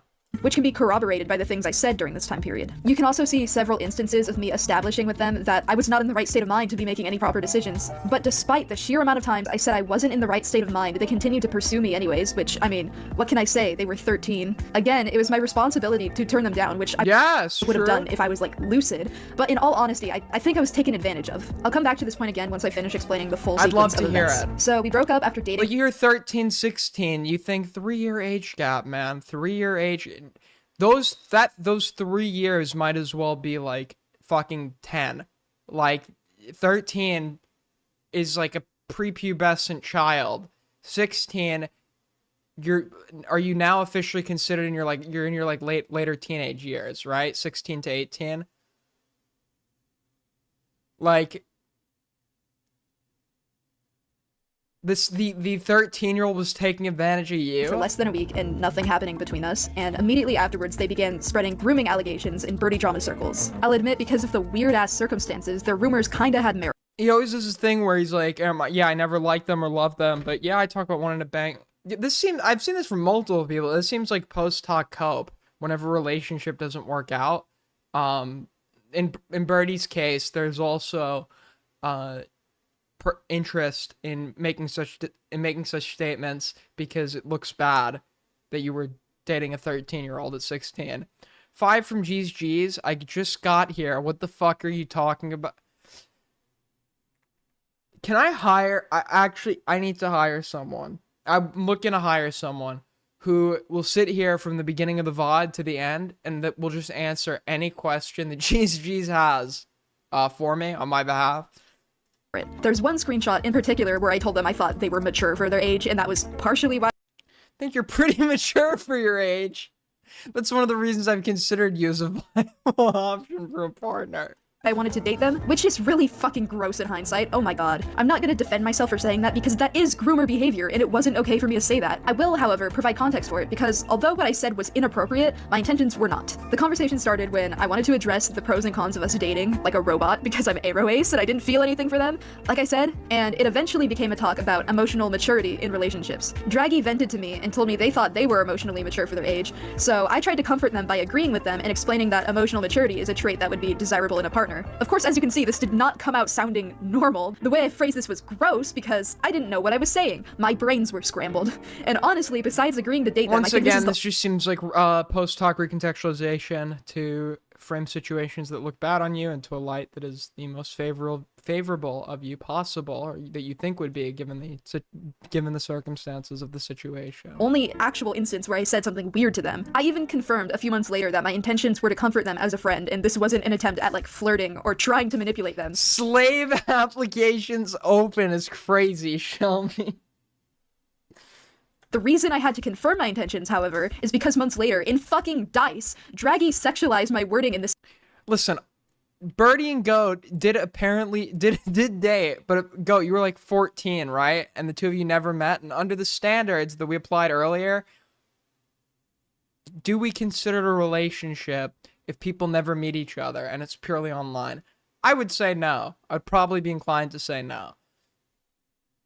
Situation in a way that romanticizes grooming. If this isn't enough for you, I want you to know that it was also paired with this screenshot where Draggy admits to wanting to groom and rape Olive Bear, an account that was made to represent an 11-year-old child. Draggy's action of condemning my supposed grooming in the birdie drama community was entirely performative, and in reality they fetishize and get off to grooming and child abuse. And their sole intention when coming out about this was to try to slander me. They never even saw my actions as grooming in the first place. They admitted to me twice that others gave them the idea to label it as grooming. Wait, once again, the Lio does this. Okay, talking about Lio again award, where it's like Jax doesn't have a problem.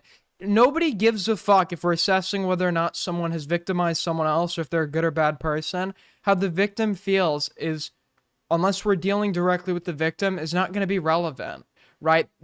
Because there are various circumstances that could lead to a victim having a charitable interpretation of an event where they were legitimately fucked over.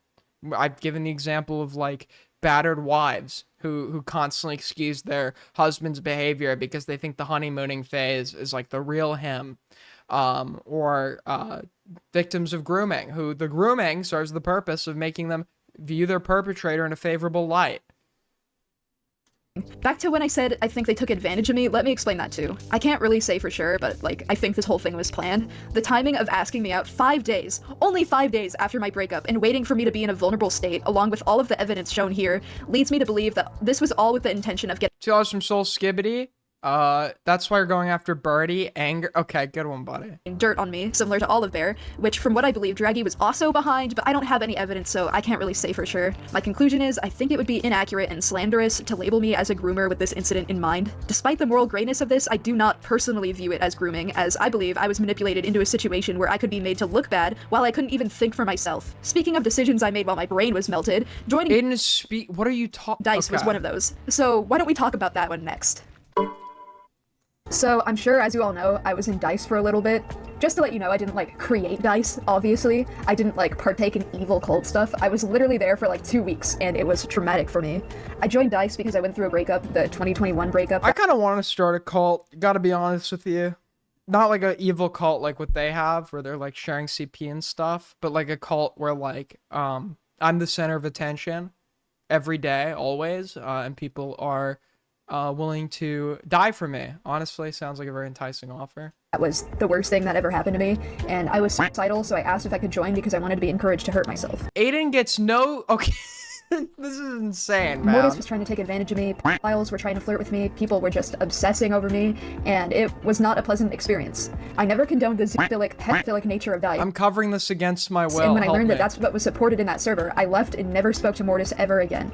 I don't know how many of you are aware, but like almost everybody making drama posts about me were a part of Dice, so I don't know why I'm the only person who's being talked about as some spooky evil cult person. Spreading lies about my contribution to Dice, or lack thereof, makes it harder for me and other ex-members to come out about our experiences because everyone wants someone else to blame when you should all be blaming the leader, Mortis. It was a traumatic experience and I don't want to be associated with Dice anymore. The people in charge of Dice are fucking disgusting and I hate all of them. Celeste Deadly Sin is a game idea I came up with when I was 16, and I plan to continue the project and the characters in the future. The content that was leaked preemptively by others does not actually give full context as to what it was actually about, and generally most assumptions about the characters in the plot are misconstrued due to misinformation. I would also Birdie like to add joined that ICE? Yeah, yeah, dude. Birdie is at the border right now in Juarez talking to Toki's abuela right now as we speak. literally every single leak is outdated and is no longer accurate to the plot or characters. The sexualization of the minor characters was done while I was a minor myself, as I was 16 during the making of the concept art and every character I sexualized was 15 or 16, but as I grew older I became uncomfortable with the concepts depicted and all the characters are now adults. I would like to make it a point that I don't condone the romanticization of self-harm, toxic relationships, or the dark subjects explored in Celeste Deadly Sin, as it isn't what the series was intended to do. Celeste Deadly Sin is inspired by old RPG Maker games from the 2000s, and its main themes are severe mental illness, all coming from my own personal experiences, which I'm allowed to do, by the way. Really funny that I have to say that. I would quickly like to mention that every artist ever takes from their own personal experiences to create stories. That isn't to say that the entire thing is a vent and that I'm oversharing personal details. It's merely a story about mental illness and coming to terms with your past. The assumption that the characters, specifically Jun Nguyen, being connected to Shotokan is just plainly wrong and really fucking gross, and that's obviously not condoned either, oh my god. It makes me extremely uncomfortable how some of my supposed fans have taken it upon themselves to more or less fetishize him and start making weird miniature fandoms surrounding him. What community do you think you're in? The Wholesome Chungus community? What do you think was gonna happen? They don't know about the Goy Pickle chat that's one layer deeper than Icy? True. Although I appreciate the fans surrounding my passion project, I am immensely uncomfortable with fans discussing the game and creating fan art while I was on hiatus, and being unable to release any official content myself on my own terms. It's my art and it's very personal to me, and I didn't consent to that being publicized. The feeling of being perceived and picked apart and analyzed while trying to avoid a public audience as a schizospec guy is terrifying beyond words. A majority of the older concepts that were inherently problematic have changed, and the story and the characters in general have changed drastically, as opposed to the art that was leaked. The story is more of a dark exploration of mental health issues as a result of intense childhood trauma, and it was never intended to promote or romanticize said issues. Going forward, while interacting with Celeste Deadly Sin, I please ask that 1. You aren't fucking weird about my characters, and 2. Stop putting words in my mouth about the series, and 3. Handle subject matters inside maturely, and 4. Acknowledge that, again, the actions in it are not condoned. Also, I would like to briefly mention that the dude claiming Jun is related to Shotokan is fucking Julian. And I would like to make it a point again not to give this guy a platform, because the only reason he's claiming these things is because he's mad I'm not friends with him anymore. I was Wait, I was about to click off, but then I realized the next section is entitled Molestation Allegations. I would like to add that an incredibly serious allegation came out about me while in the making of this video. There's been a fake screenshot made to make it look like I admitted to SAing my sister. I know for a fact that I've never hurt another person like this, let alone one of my siblings, but there's no concrete way to disprove things like this. There's no evidence of it not happening, and there's no evidence of it happening aside from the screenshot. The person who falsified this screenshot has added details that make this especially hard to disprove, such as claiming the assault happened while my sister was asleep. I've talked with my sister in depth about this on multiple occasions. This is the problem with faking screenshots, man. There's no way to disprove it. I see chat. Nico tried to fake a screenshot where it's like it's supposedly me saying I put my finger in my butt and sniffed it, but he accidentally flipped the profile picture, so it's like a mirror of what my actual profile picture was. But still, to this day, it is used against me. It is used against me. I understand. I empathize. Stand with Birdie, man. And we're both confident that this never happened and that the screenshot is definitely fake. There's been a disturbing theme in the Birdie drama community of falsifying incest between me and my sister, such as NSFW So of course the N-word one isn't fucking real. Now, there are some other questionable screenshots that are real. That's just not one of them. and SA accusations like these. We're both extremely uncomfortable and upset and sickened with these claims, and I myself even feeling traumatized from seeing falsified incest art of me and my sister when I was a child, me being 12 and my sister only being 9. The screenshot that came out recently even put the, quote, situation into a context that had us both being those ages, which is especially disturbing. SA is a traumatic situation any way you spin it, but intentionally framing it as us being young children is sickening. My sister wants nothing to do with Birdie drama, and I advise that you stop making these accusations or Can you believe in imagine things being a sibling of like a lolcat? Like, it's just such a miserable. It's a fuck situation for anybody involved, man. It's a fuck situation for anybody involved. said about me right off the bat, which is immensely difficult to say because I know it's hard enough for actual SA victims to be believed in the first place, and disgusting lies like this make it even harder for victims to come out about their experiences. True. I myself am saying this as a victim of CSA and incest, which is why these accusations are particularly What? Wait, where did this come in? insulting. There's been a long history of people making things up about me with the intention of garnering sympathy for themselves or having me face legal repercussions for things I didn't do, or even driving me to suicide. Please take everything said about me from a third-party source with a grain of salt. $5 from Sordino. Are you participating in the ASL Jerk for Kirk on this? Dude, what is Jerk for Kirk?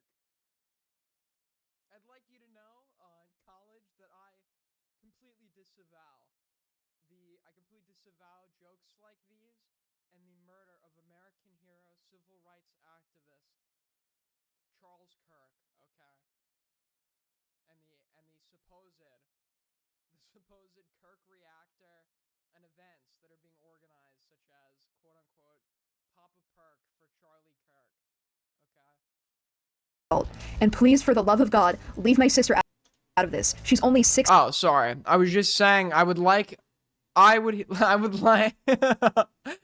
like my college to know that I disavow the jokes made about and the murder of civil rights activist, world hero, supreme leader of all the fishes and beasts of the earth, Charlie Kirk, and I disavow the events that are being organized, such as Jerk for Kirk and Pop a Perk for Kirk.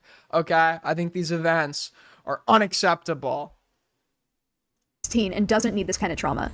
Also, she told me to tell all of you that she's like epic and like cool and awesome and like, and she totally is. Can confirm. I'd especially like to extend my sympathies to Erica.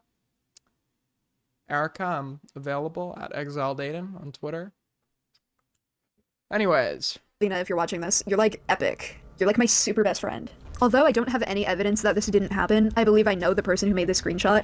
I was contacted on August 21st, and the screenshot was leaked on August 24th. The person who contacted me is known for falsifying screenshots and has publicized lies about me in the past. This is also the same person who claimed I groomed them in 2021. I believe that the screenshot was created as a result of me rejecting this person. They have a tendency to take revenge like this, and a ton of drama people in general are just jealous because I won't be friends with them or date them. I've since cut contact with them. Yeah, clearly in high demand for relationships. Video of me doing so because I'm aware of how easy it is to fake screenshots. I mean, duh, that's what this whole section is about, but like, yeah. As someone with immense sexual trauma, as a victim of grooming, as a victim of covert incest instigated by my mom, as a victim of CSA instigated by my dad, it is never okay to lie about these things. This kind of shit is why we're never believed. My heart goes out to all of the other victims of sexual assault and incest, and I wish you all the space to heal and to be believed. I'm sorry that this video ended up on such a serious note. I couldn't not address this. Peace. I needed Birdie to address this. I needed Birdie to address this. Okay? You were valid. So valid. So valid. When Birdie talks, I sit my white ass down and fucking listen. Okay? I sit my white ass down and listen.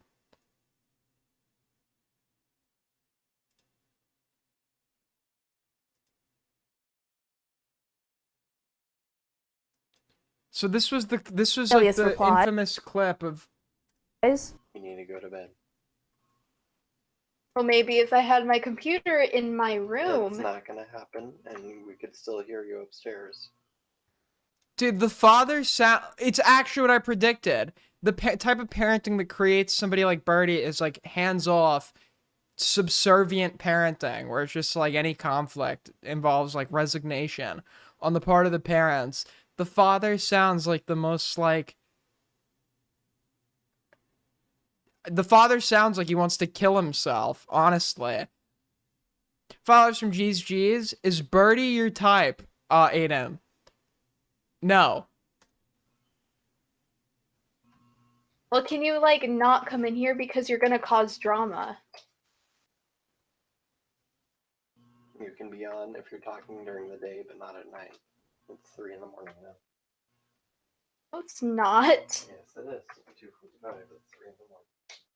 The father sounds like the most chill, like, cuck guy ever. Like, Control the time. Dad, stop! You're gonna make someone hate me! Well, it would be fine because you won't be on the internet at all. what did Birdie not know how to mute the mic? Even for 12, they sound stupid as fuck. I keep restarting Hoi 4 to try different build ideas, but how exactly? You don't win the game. You do whatever it is you're hoping to accomplish. I want to do world conquest. His dad was odd. I remember when we were in VC and he came upstairs and started talking about beans. I get abusers. What is this? So this is recording for all Sydney allegations. Sydney, Synnie, you bitch. Cynthia. Yeah. Yeah, that's right. we've got her friends, her coworkers here, and me. Jack. Basically all friends. Oh, yeah, so when the Cinny shit happened, Jack tried to turn themselves into like some sort of victim. I don't believe that Cinny Bear was abusive to Jack. I haven't seen any evidence of this. I 100% don't believe it. Cinny Bear seems like a fucked person, but I honestly don't believe that Jack was abused in any meaningful capacity or is a victim of Cinny Bear, and it kind of just sounds like the very, like Birdie lives a parasitic existence, and Birdie leached everything he could off this like pedo freak, and then when they were getting thrown to the wolves, Birdie moves on to its next host. What is this? Yeah, Okay. none of us are taking her side in this. No. Anyone who does is kind of crazy. But Very anyway, crazy. Or naive, like me. Are we gonna? I actually didn't cover the Cinny Bear stuff. I guess Toastify made a new video on it. Maybe I could check that out. You know what? Fuck it. You only live once, right?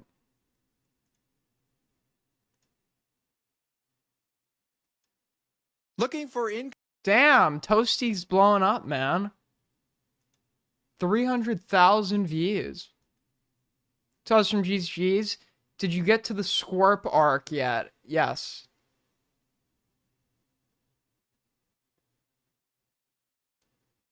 Okay, we're gonna literally skip. We're gonna do this video. This hour-long video, we're gonna make it 30 minutes.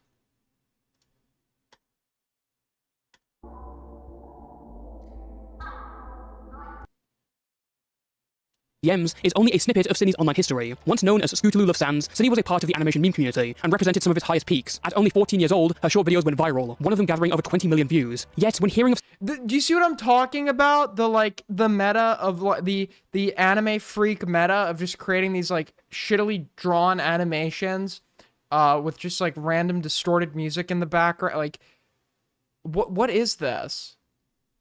Why is this like a prominent genre? Sydney's name, even in a situation directly about her, it's interesting how much she becomes an afterthought in the shadows. It all seems to be more focused on a crazed roommate or delusional defenders. Almost no one looks past the recent events and how her reputation was once as a golden child of her own community. You realize that Sydney's story is a perfect painting of a spiral from childhood fame. The many dramas she racked up along the way were mere tremors of what was to come. So who is, or rather was, Cinny Bear 03?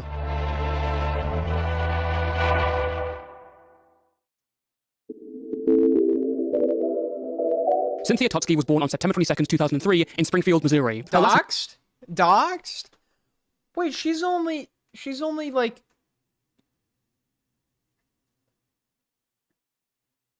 She's like a year older than me. Damn. Name sounding so stereotypically un-American stems from her being a quarter Polish. So stereotypically un-American. What the fuck does that? Does Toastify think that like everyone here is named John Smith? As well as being able to speak some Russian. Cynthia and her family moved around Missouri through her life, going from Springfield to Independence and then to Lee Summit, where she studied in Lee Summit West High School. This single presentation for school. There is actually a prominent Polish population, and Missouri's not the. I'm retarded. Missouri is I know my geography. I don't know why I was thinking Minnesota for a second or some shit. I was thinking about the Midwest. There's a lot of Poles. 2018 found out there in the online ether on some forgotten account tells us some interesting information. Cindy claims to have previously worked in a GameStop and had a vested interest in video games, referencing Zelda, Mario, and Minecraft in a mock-up business card. She would later graduate from high school with a diploma. Cindy grew up as a Christian, something expected from the Well, that is typically what happens when you graduate high school. American South. From what we can discern, her life at home was still generally stable, although Cindy's parents seemed to be more controlling, constantly looking over everything she was doing. When she started a YouTube career, they would set up a bank account that she could put her earnings in, but withheld her earnings from her until she was 18. The family also had some mental health issues, with Cindy's That's not really controlling. That's normal.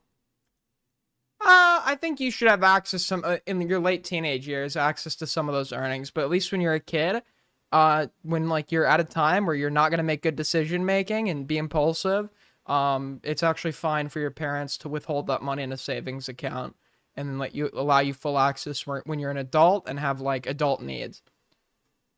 Father and younger brother having ADHD, and Cindy herself being autistic. Cindy has also attributed some unfortunate incidents to her early life, claiming to have been sexualized by adults and traumatized. Cindy had an interest in I just care about the situation. that being the Sock Gang group chat and Cindy's relationship with bug spray. The other one is an entirely new claim surrounding an individual named Eno. Eno was 14, Cindy was 20. At around 188 pages, the document is a timeline of Cindy. Who the fuck made who's making this now? What is going on? I am suing all artists of the world, okay? I'm suing you. And Eno's conversations, beginning in November So also 2023. call me bruh. Polska Okay, I don't know what that means at the end. I know you said something about Poles. Was a friend of another YouTuber named SoTheNeco, who had made the main video on the bug spray situation. Eno had reached out as a fan, and the conversation wasn't that lively when they first came into contact. But there were key establishments, such as Eno saying she was 14, while Cindy laments over how all the funny people out there are just children. Over the next few months, Eno and Cindy would sporadically talk with each other, with long calls and DMs where Cindy and Eno began talking about sexual topics. This went from discussion to fantasies to eventually showing Eno explicit artwork of several sexual situations involving Cindy's character, as well as continuing to draw NSFW art around Sock's characters. In particular, she shows an entire comic to Eno about Sock's OC boy, which involved SA. I think it has to be emphasized how much of a flashbang this entire conversation was because it exposed so much, as well as the fact that this was all being talked about to a 14-year-old, while Cindy acknowledged that she was a minor. Cindy constantly talks about her dreams and fantasies all to this person, even using NSFW chatbots in their DMs. Arguably the most harrowing part of this wasn't revealed until much later, when Cindy confessed that not only was she sending these images to Eno and playing out fantasies, in their calls, she was getting Eno to read out her explicit comics. You had Eno read out the comic in VC?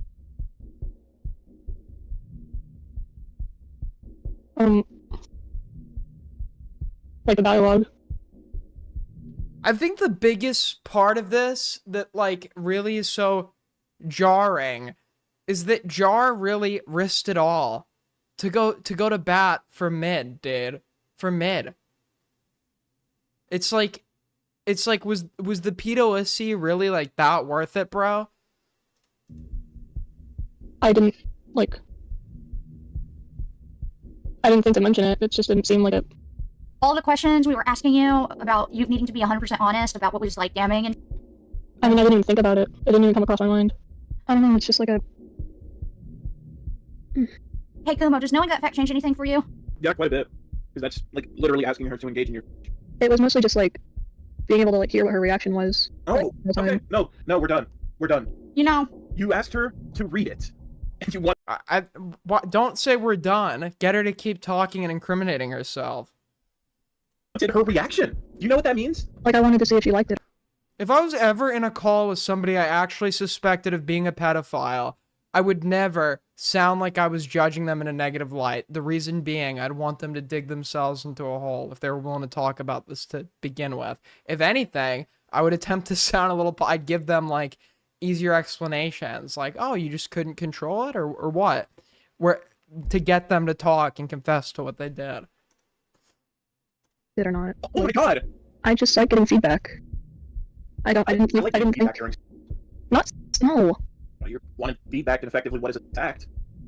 I didn't think it was like that. Cindy and Eno's conversations continued until September, stopped by the release of this document. Cutting her off because you find what she did, like, disgusting, although it's understandable that you find it disgusting, is a completely useless contribution and actually takes away from any efforts to incriminate this person. Now, one of the main defenses that people put out for Cindy in response to this document, maybe the main one, is that she was straight. Therefore, she had no interest in Eno as a partner, therefore it's not grooming. Obviously, if you've paid attention to the video, you realize how dumb that is. Even if Cindy was straight as far as we know, she had a history of dating women, which were some of her longest relationships. The reason her first relationship ended was because she changed her sexuality.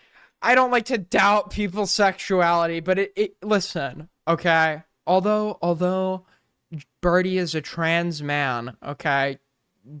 Birdie exhibits, or like on the surface level, appears is this gonna be fucked to say? I guess like appears as female. And it's like if those characteristics are attractive to Cindy, coupled with them actually dating people who identified as female in the past, it's probably gonna be fair to say that Cindy is very probably either bisexual or lesbian, right?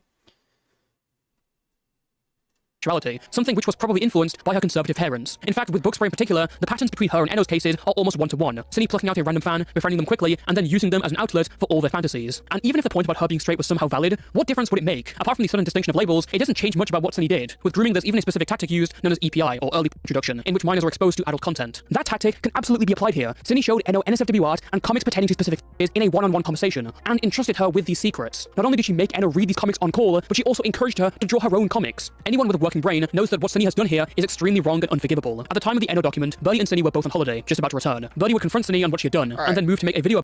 So what's this? We'll go over everything we already said. Basically, yes. So we all have like notes down. Okay, and so whatnot. I'm gonna repeat everything basically. Yeah. These things. Did we ever watch this video? I heard this video was really good. As I will provide context when it's required. Anyway, without further ado, let's take a look at yet another example of what unrestricted internet access does to a motherfucker. And the next stepping stone in the Just a Robot saga, the YouTuber and can of worms, Birdie. I remember when I was 12 years old and I drew porn depicting pedophilia, and instead of being concerned or wondering if I was okay, everyone got mad at me for it. And Okay, now they've... Dude, I made the joke about being drawn as a bowling ball, and now they've actually done it. Where is this coming from? About her that would blow this whole situation up, titled, "My roommate groomed a 14-year-old. I need help." This whole video ruining Cindy's career seems to be quietly recorded as fuck, wrong video. Wait, wrong video. it ended up being the first thing that canceled me in the public eye. Good times. You know I was groomed by Kitty Dog, right? Fuck starts a conversation like that? Although Birdie themselves is not generally considered an art commentary community creator, or ACC creator for short, his animations appear to be nestled into the same It's rule all base. ACC. It's all ACC. Who cares? Why do we need to also, again, this like human need to categorize? Everything needs to be a community, man. The breathing community. Having a multitude of mutual friends in City Battle 3, both online and in real life. Well, for those of you who did not watch my last video, the art commentary community has a bit of an issue when it comes to degeneracy, with a basis in deviant art, which is, as the name implies, mixed with a YouTube commentator whose audience primarily consists of children. You have a very unique powder keg, despite the fact that their audience... Wait, I never thought about that. I don't know why. But the name is literally deviant art. Is that why so much degeneracy comes from there? Because that's what it's intended to do? How is it? That's so obvious. How did that not occur to me? Generally leans on the younger side of things. It's not uncommon for art commentary community creators to make crude depictions of darker or straight up immoral topics like gore, bestiality, rape, or Can this guy's camera be like any higher? Should I stream like this, where the camera's just like on the ceiling?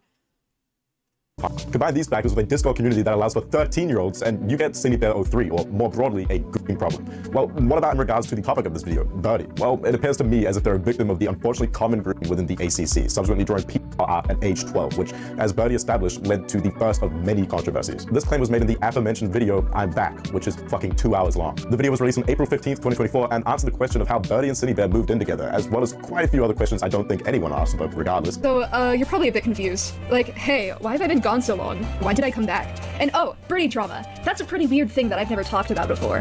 I'll get into all that juicy stuff in a bit, but first, I'd like to properly introduce myself for the first time. Hi, my name is Jack, or Lucifer. My pronouns are he, it. I'm 19. I'm we already watched. Okay, is this guy just covering the video we already watched? Never mind, we should have just watched his video. Okay, well, I'm done with Birdie.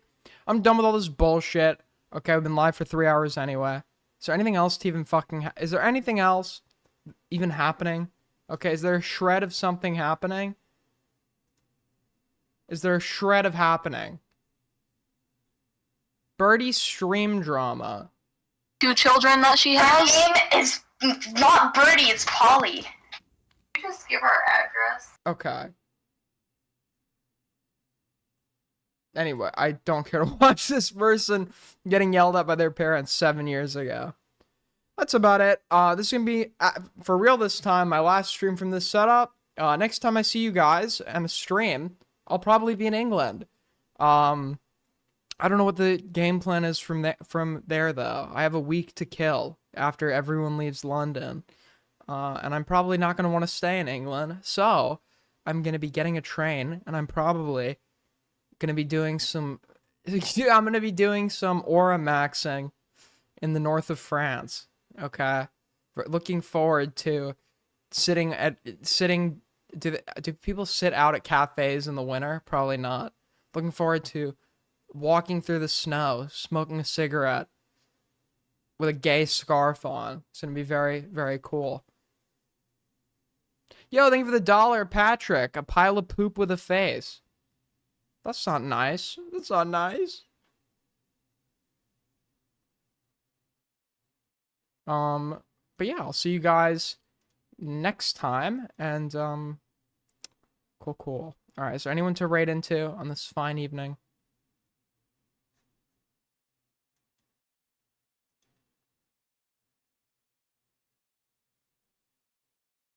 Hop on Warzone? Yeah, I will. We can play Warzone. Hold up. Nobody to raid into. Okay, goodbye.